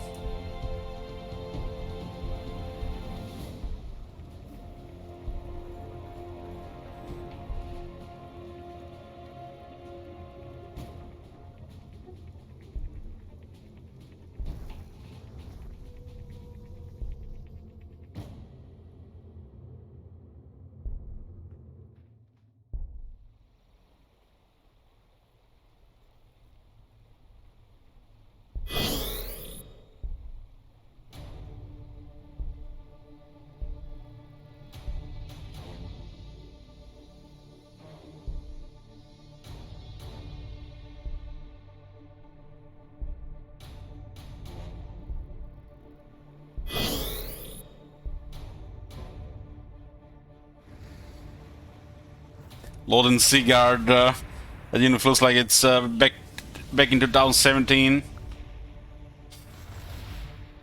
50% extra damage on the elder weapons is kind of disgusting. Oh, we got flanked by a lot of vehicles here. They can kill the fire prisms easily.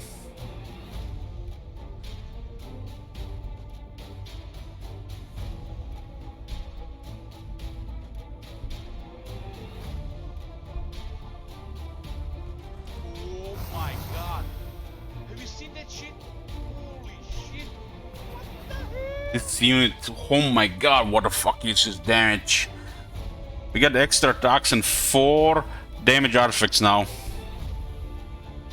Holy shit. 42 damage, 2.3 attacks. Destroyer weapon is under the statement. 3 more turns of one-shotting everything. That is beyond ridiculous. 4 damage artifacts. Who the fuck is balancing the map generation? If you're gonna put 6 artifacts on a randomly generated map, make sure the map rolls one of each first before rolling a copy of one already exists. A map should not be able to roll 5 old one artifacts and 2 siren casters. That's just stupid.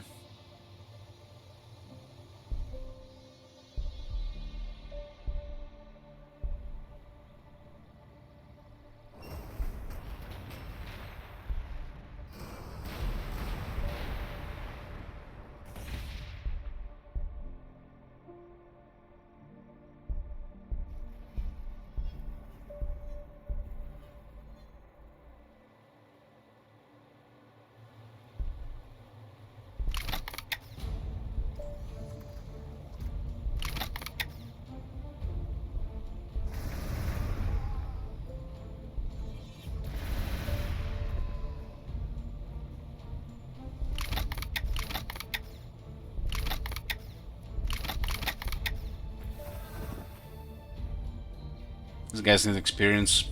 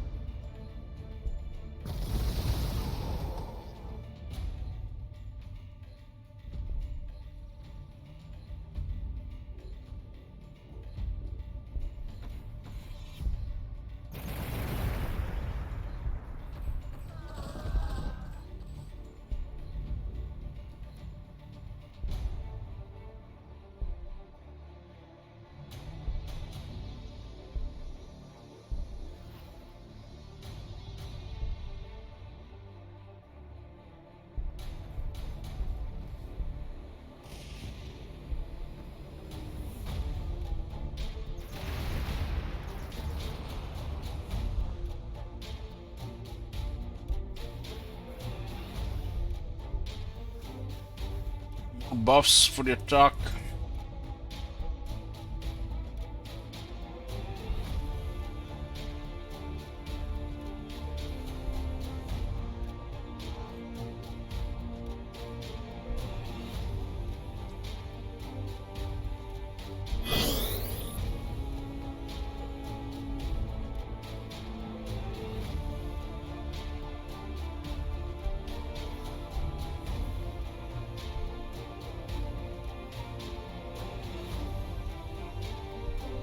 See, they can make a lot of ore.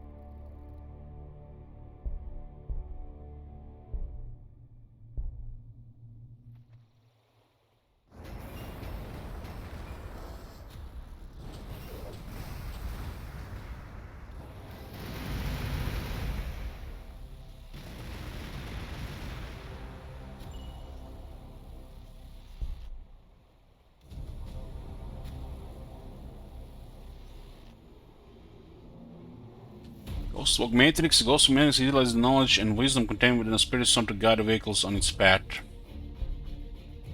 Oh, it doesn't matter where it moves anymore. Ignore, scour.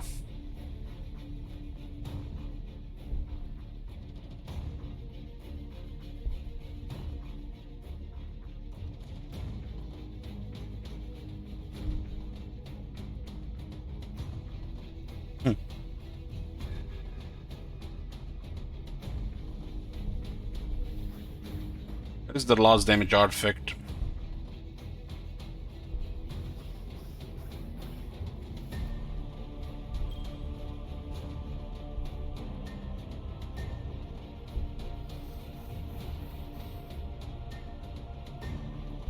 This is not even.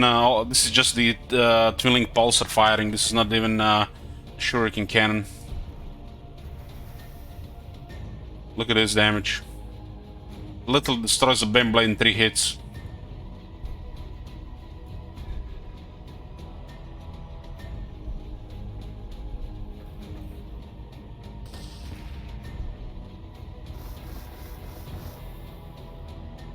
Bane Blade is too bulky to get a one shot. You need a combination of things for that.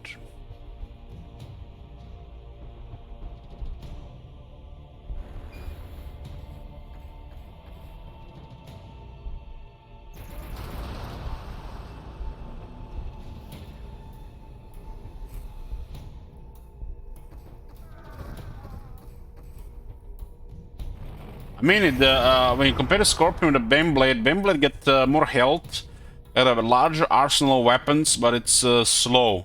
And all the weapons is really amazing. So this kind of makes for the sense of the Imperium. When you look at the Eldar, it's fast, maneuverable, it has extra damage reduction, well, still has massive helpful armor, and it has one of the most powerful weapons there is. I mean, if Eldar and Necrons don't have the most powerful weapons, it makes no sense, right? The Eldar and Necrons are supposed to have the most powerful weapons. The weapons the Imperium has created are basically just pale in comparison to the technology the Eldar and Necrons have.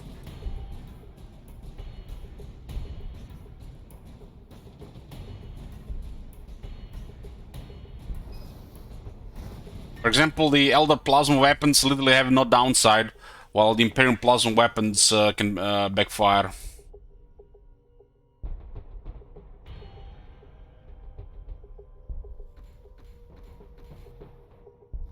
Bane Blade is incredible. I think it's more versatile than the Scorpion. But if you have to go one-on-one, the Scorpion has advantage. The Bane Blade, the biggest issue is the movement.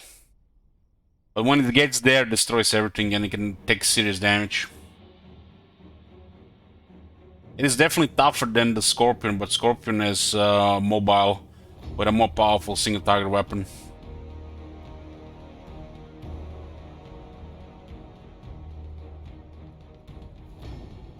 Well, Scorpion can also get buffed by the Autarch without considering a hero.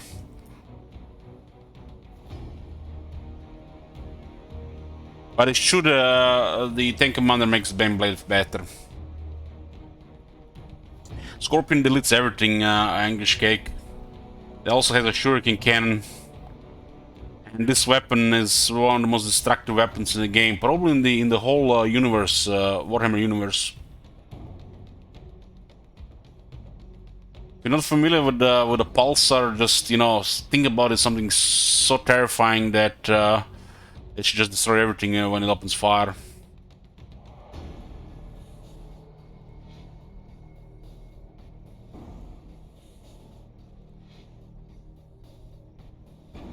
It makes sense that the Scorpion is more advanced than the Bane Blade. While the Bane Blade is different, it has multiple fire systems. As the main weaponry, and then you have the Demolisher Cannon, Last Cannons, and the 100-kill missiles. It has definitely, it's bulkier, so it has more health, but it's slower. When it comes to armor, it's better. When it comes to damage reduction, it's kinda better. In a way.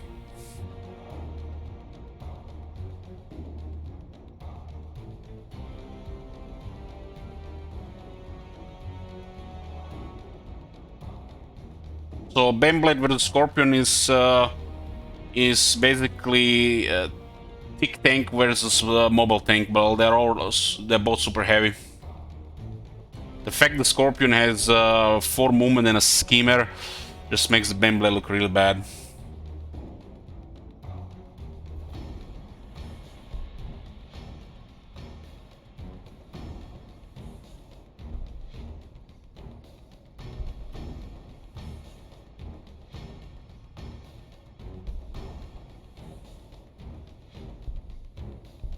The thing, this weapon is a 3 range is ridiculous, and you can.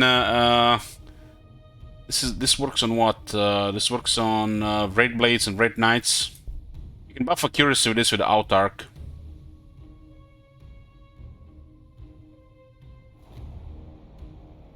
You get an Out Arc and see fully buffed pulsar firing. Out Arcs are actually OP at this point, as long as we have enough influence.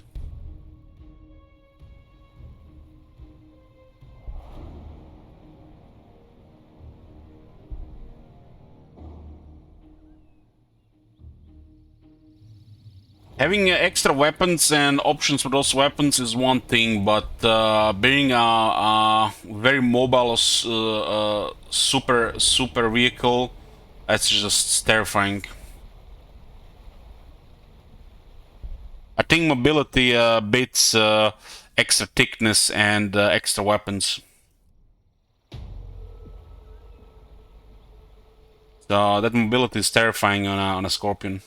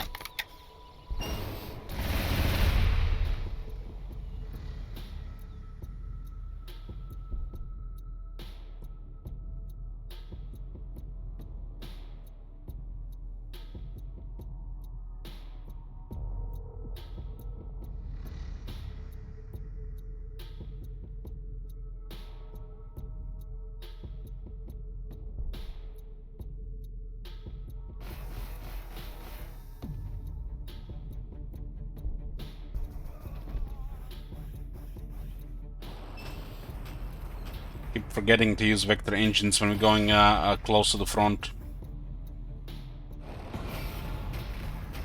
Yeah, we didn't pay for it though.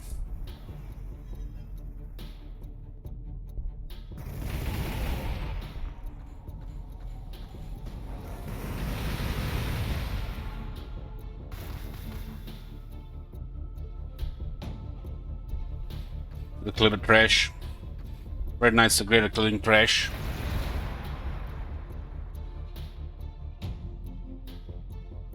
I'm early, Amos Bold, early. A zombie ship schedule for a few days. Meaning I'm waking up super early and getting tired also very early in the day.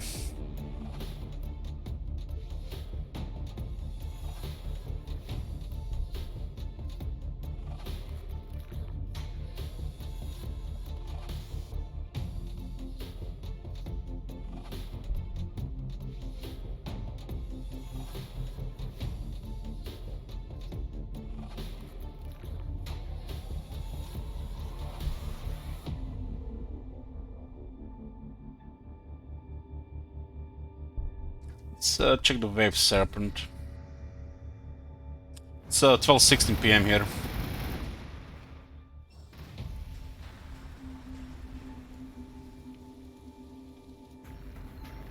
Those Warwalkers might be dead. They do have force power field. It makes them much better than pretty much the counterparts. Looks like it's enough damage here. Another Baneblade here.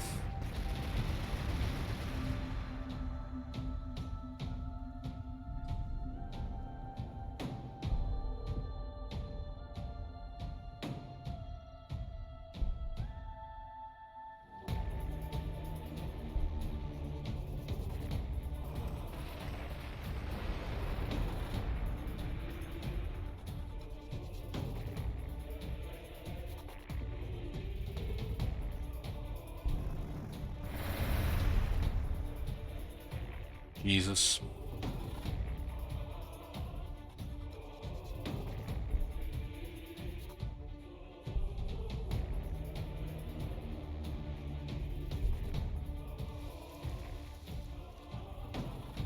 We do have plus 4% damage, it's just stupid.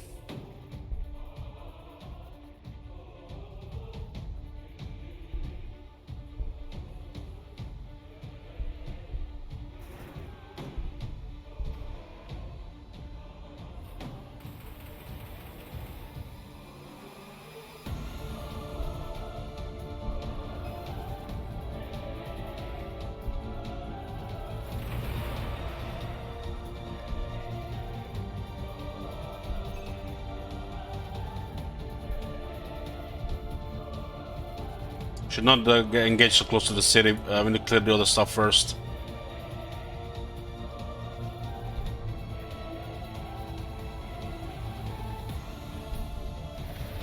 Both our scorpions had the blood lacing, which is there's no words what it does with that weapon.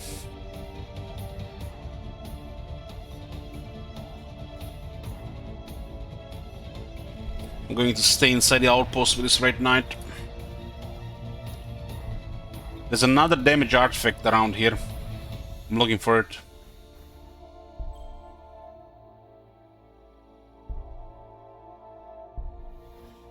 Could be below the city.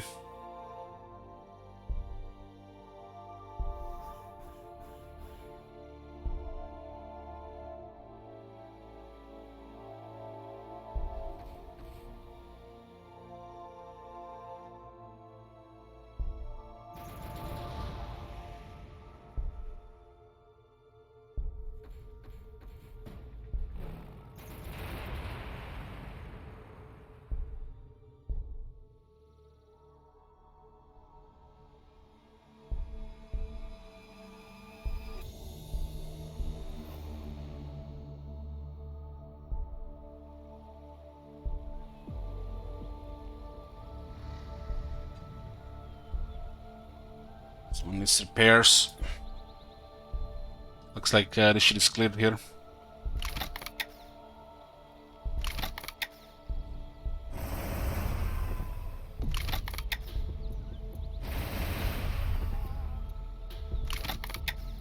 Cleared. Inside the forest.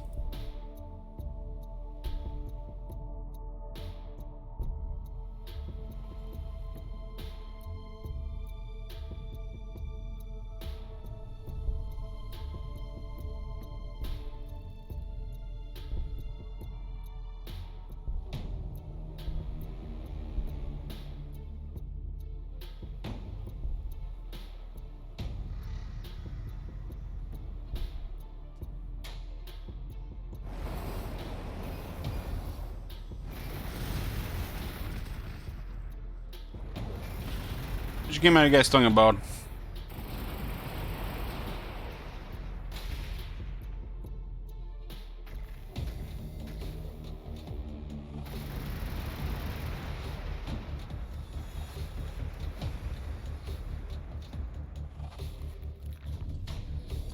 Wave Serpent. Schemer transport unit that can sacrifice armor to finish off targets.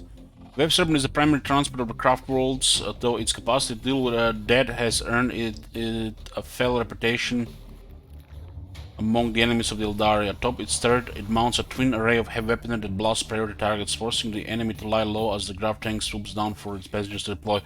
Looks like it's same toughness as the Fire Prism, but has extra armor. This is looks like the most armored unit of the Aeldari.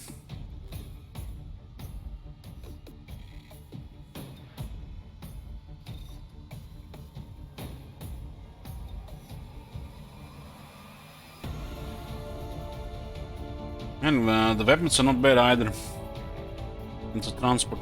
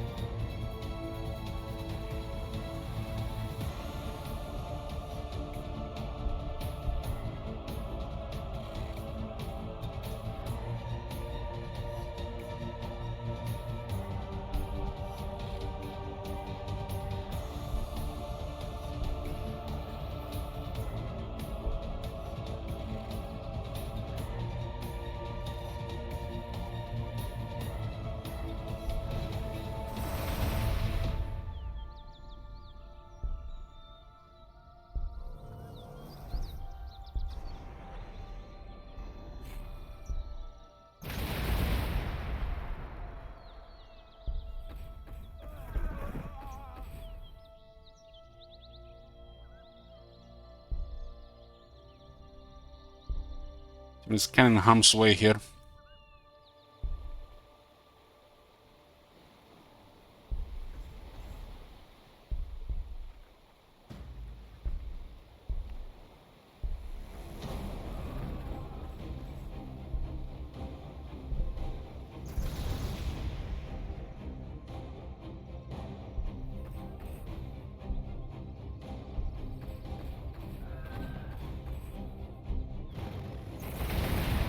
Taking Beyblade down.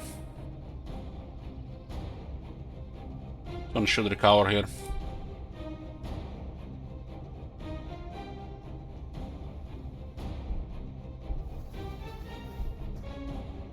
I'm looking for the last artifact. Could be somewhere around here.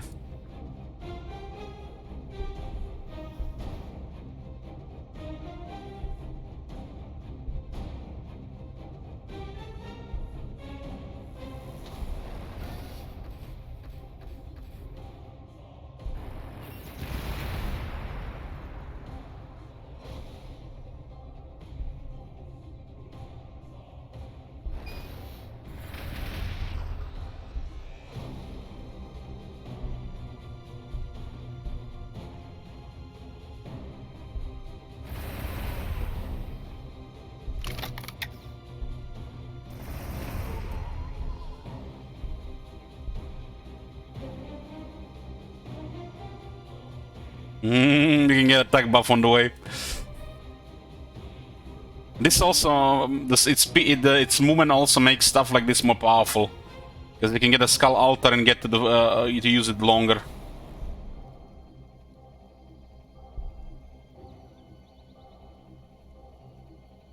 Prism allows web serpents, fire prism, and war walkers.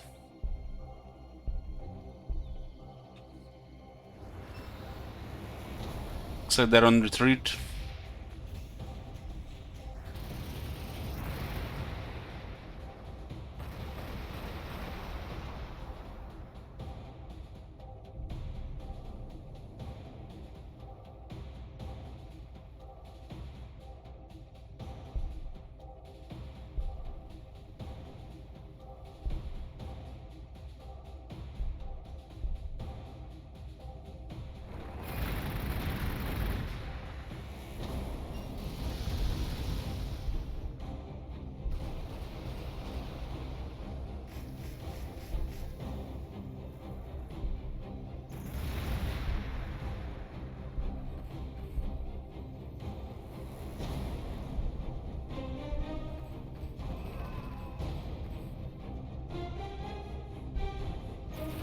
We're starting a new campaign in Warhammer to tomorrow.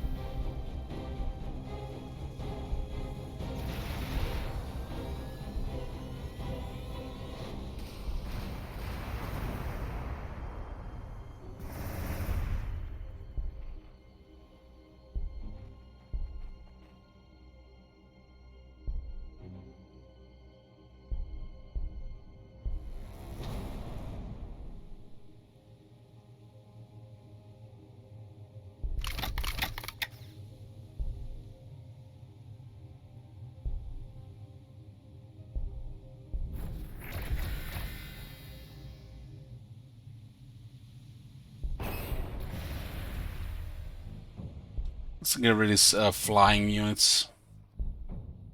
Firing 2 was better there, though.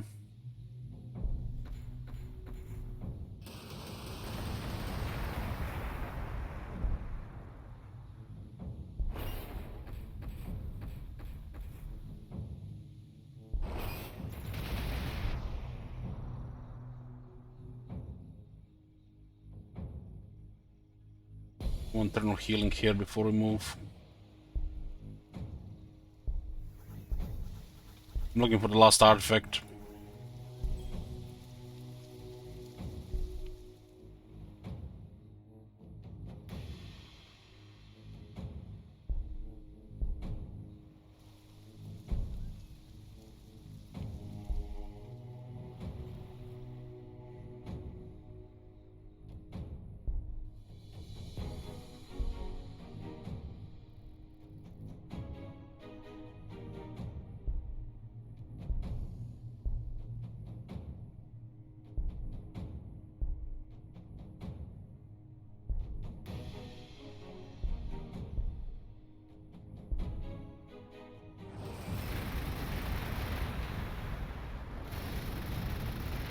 Craftworld domination.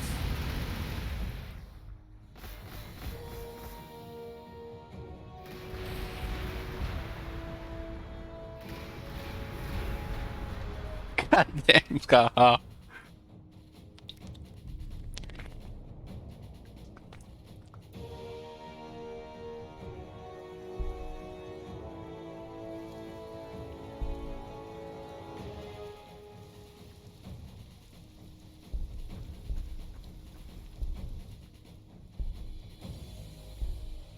There's the last damage artifact.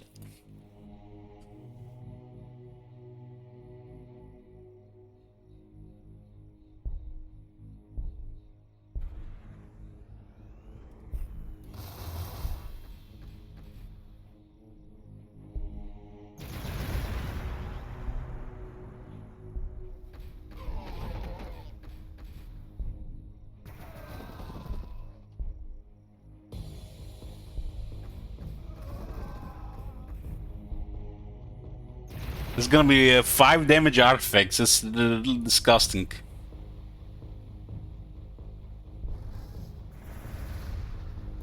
I mean, look at that damage already. I don't even have outer ground.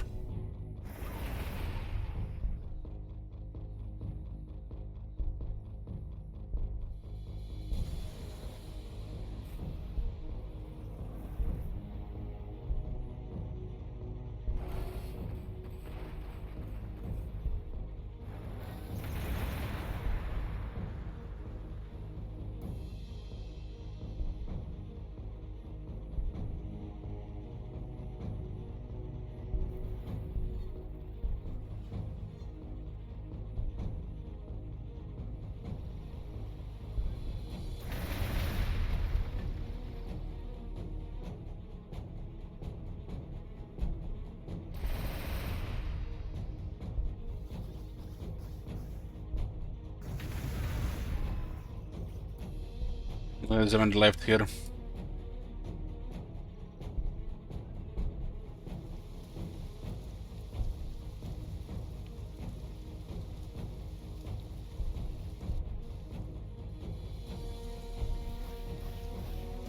Nobody even tried to pick this one up, huh?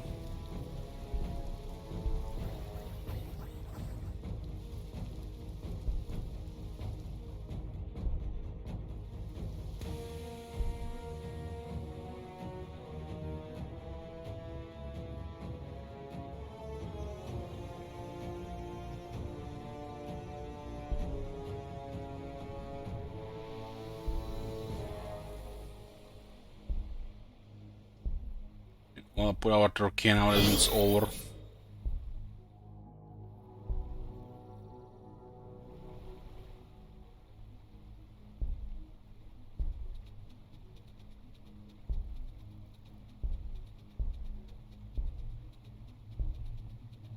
Oh, we are created one mega city. They've connected.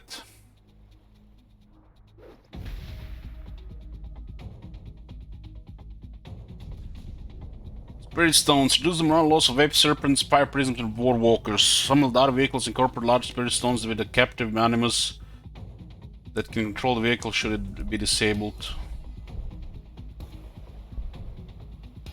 Lowers the morale loss by 25%.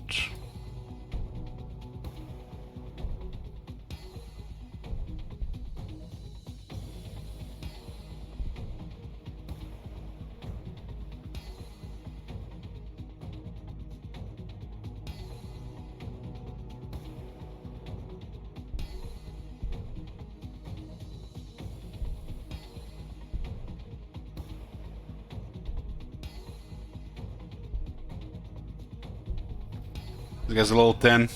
8.1 damage. I guess 4 damage artifacts do its thing. Oh boy. 5 damage artifacts in this map with 2 siren casters. Not a single held artifact. Plus 50% damage.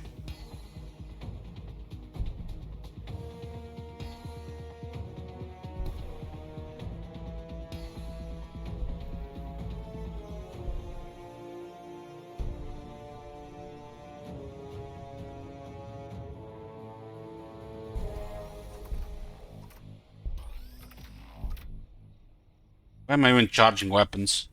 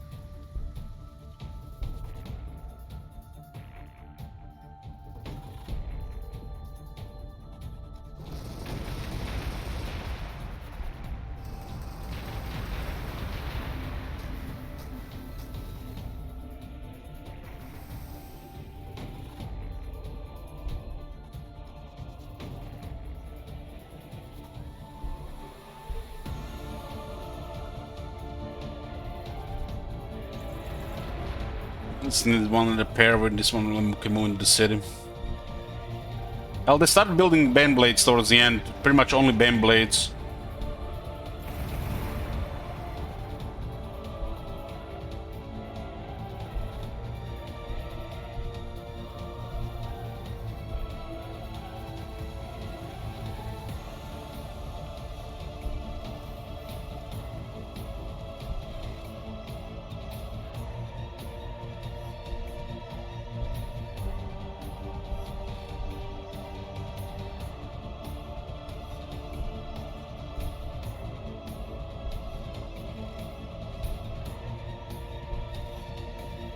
And going with the air units. Minus what this battery does. Artillery unit can clear tiles and excels against slow targets. Ah, this one clear tiles.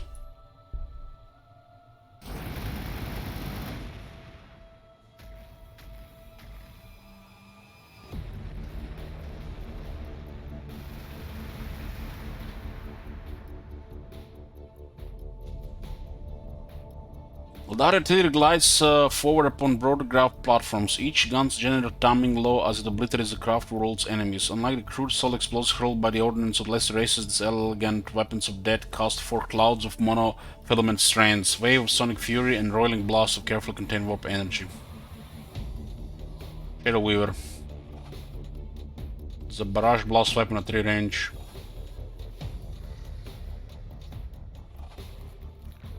This one can clear tiles. Pretty cool. There's a bellow focus as well. And 4 movement. God damn, Aeldari has some nice stuff for sure.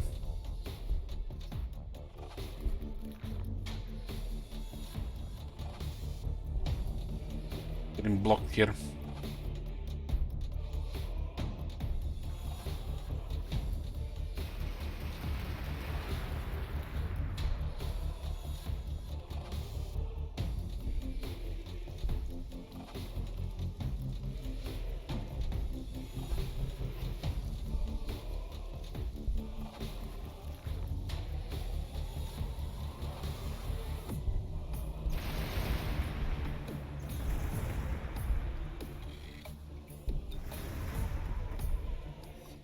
Blood blessing for the rest of the game from the looks of it.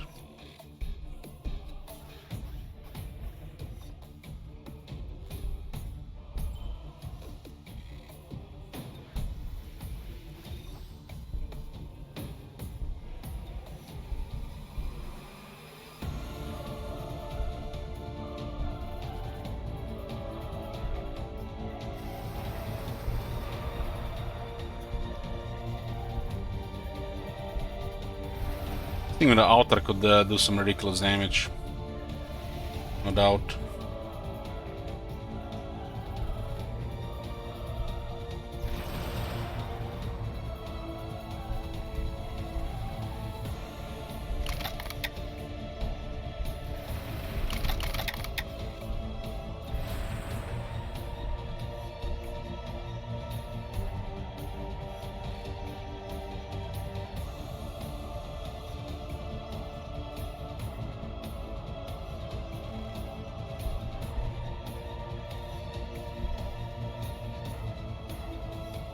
Where do you even get that thing? Ah, it's here, it's a tier 2 unit.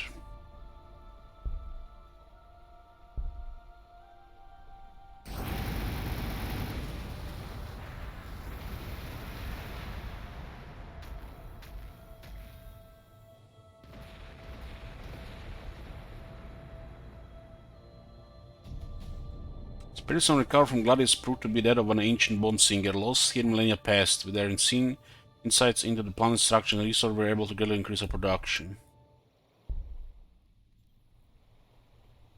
Put me on the ingress. This is the Wave Serpent.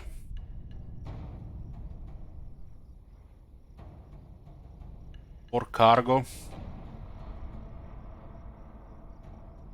As we can use a shield to cause a quarry attack.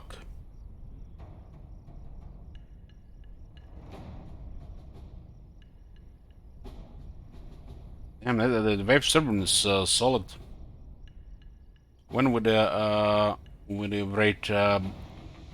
Braid Blades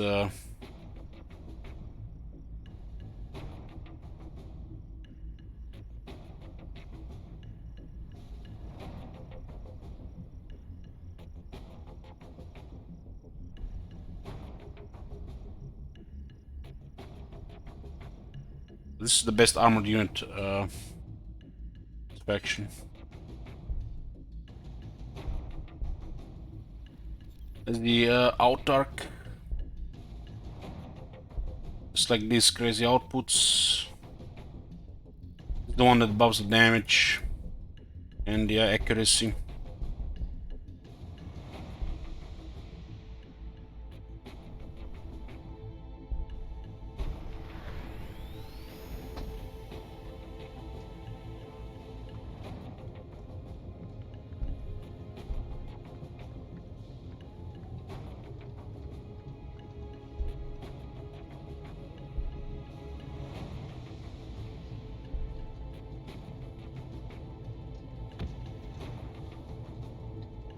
This is the 50% accuracy for the units within 3 tiles.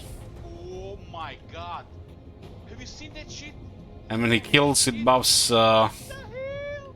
units in area by 50%, but it doesn't say what range it is. So that can be quite crazy when the guys deliver a kill. It requires some serious gear so that he actually lives.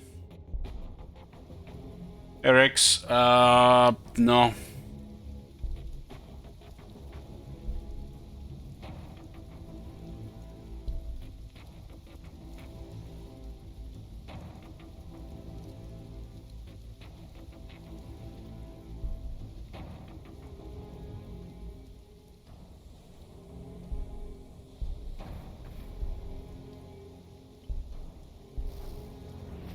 Doesn't look like anybody's here.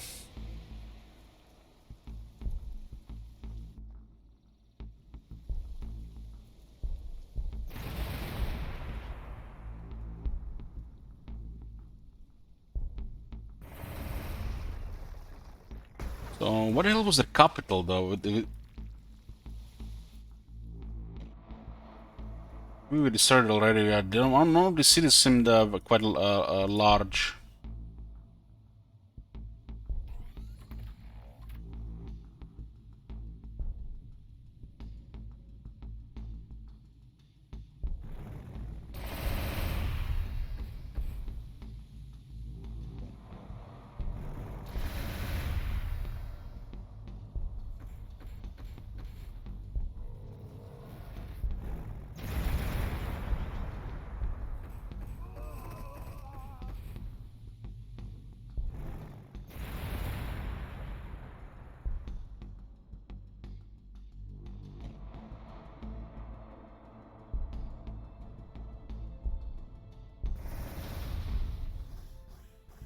We destroyed the capital already.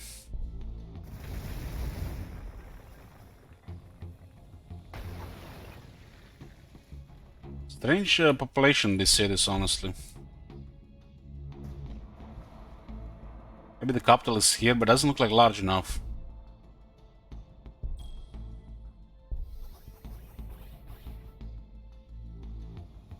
Maybe the city already fell.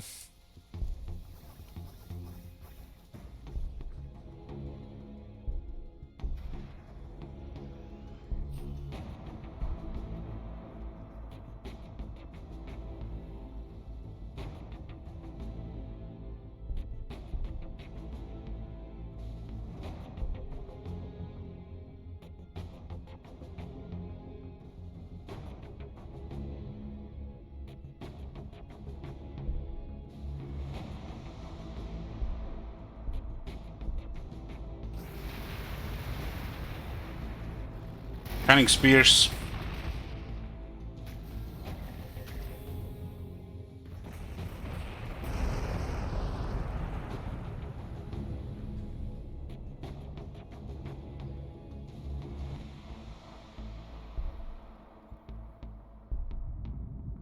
Oh yeah, I remember this unit.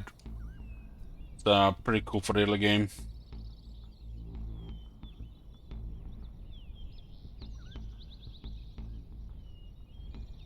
Love that his 3 range.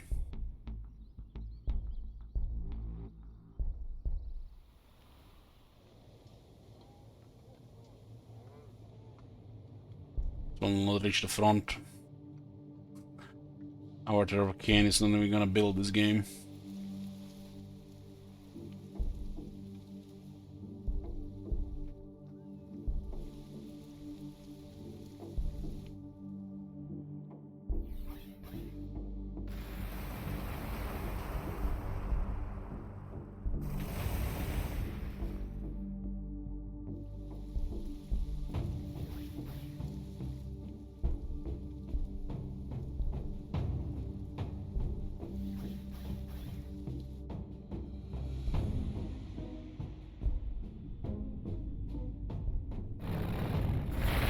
So silent the Scorpion when it moves.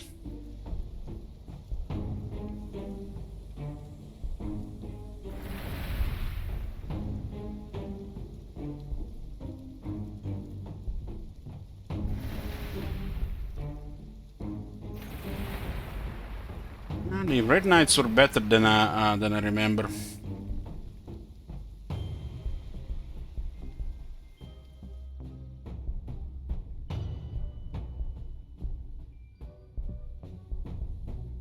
But damage reduction.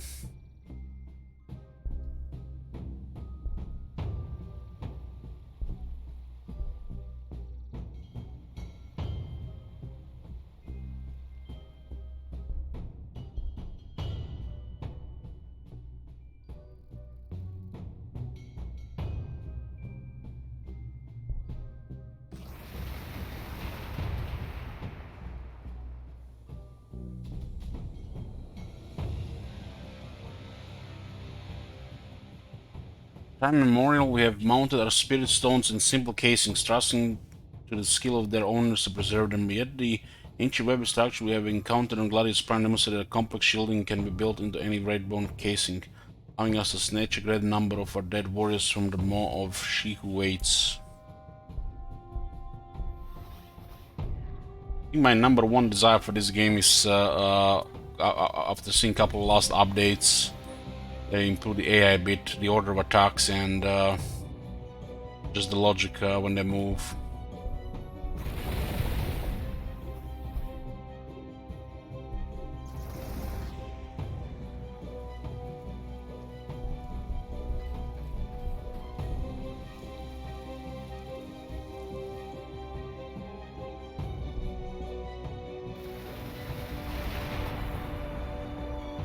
I still started a city over 20. How much was our city? 34? Our city was growing crazy.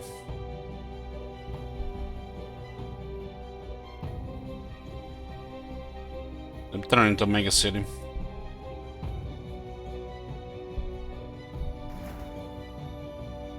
Five damage artifacts.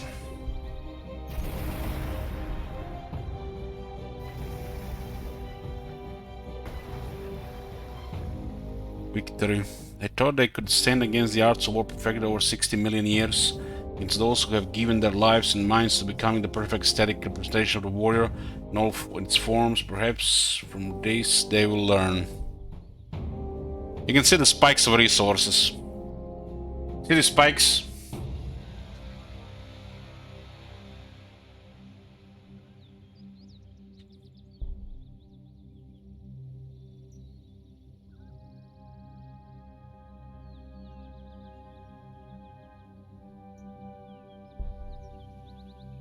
In the future, we should probably try to play more 1 versus 1 games on higher difficulty. But I feel like the game gets the apps tend to progress way too fast, and then you get stuck in a grinder.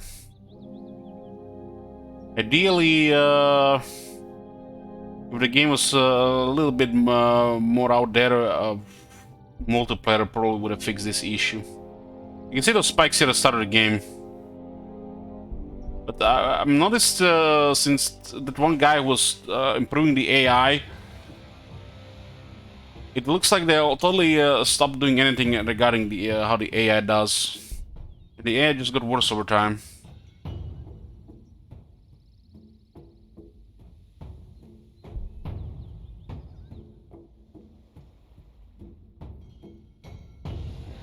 This game needs one big AI patch. Yeah, doing better. What's it called? The order of actions.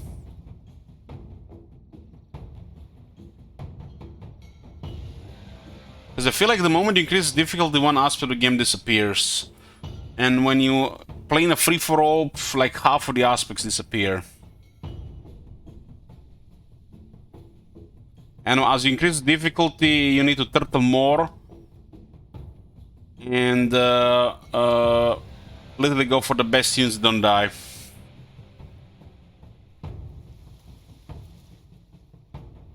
Now, those are a second look on the Craftworld Aeldari. I think I liked it much more the second time than the first time. Yeah, Aeldari have good vehicles, and the Red Knight, I don't know. It felt better than the last time. Maybe they done something to it. It felt tougher, and they actually had a little bit more damage, but we did have the extra damage artifacts.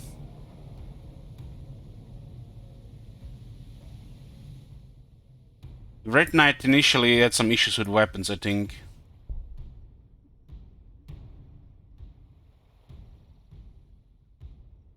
Other than the War Walkers, the Battle Focus feels like doesn't even do anything. I guess maybe early 1-on-1 multiplayer Battle Focus does something. Sometimes I wish we had some 1 versus 1 multiplayer experience.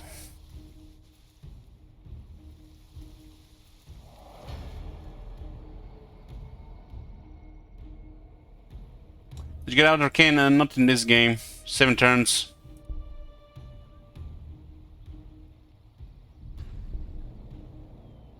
I used it in the first time I played the Craftworld Aeldari.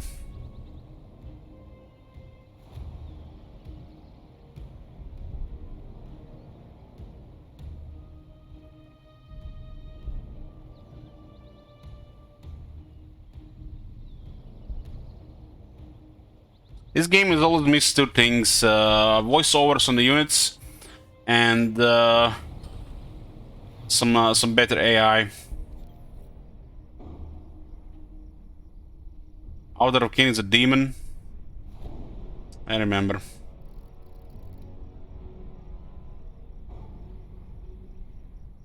As a Battle Focus, it's gotta be the best Battle Focus unit.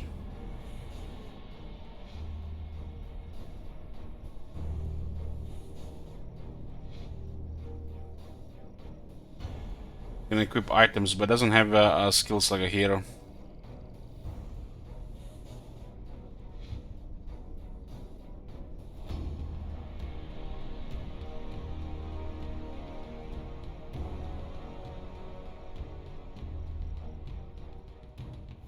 This thing looks like very potent with items.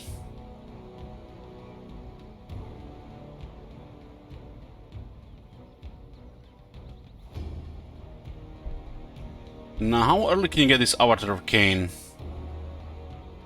Year 4. Maybe one game we do Influence Rush and get the Avatar of Cain fully geared up. Rush Avatar of Cain and Influence. Preferably with an Influence start. Yeah, anyways, boys, we're done here.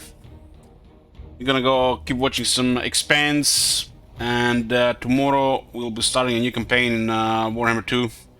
It's probably gonna start very early though. Maybe I just keep messing up with a little bit more Clan Scryer. But new campaign in Warhammer 2 is imminent. Thank you guys for watching, I'll see you next time.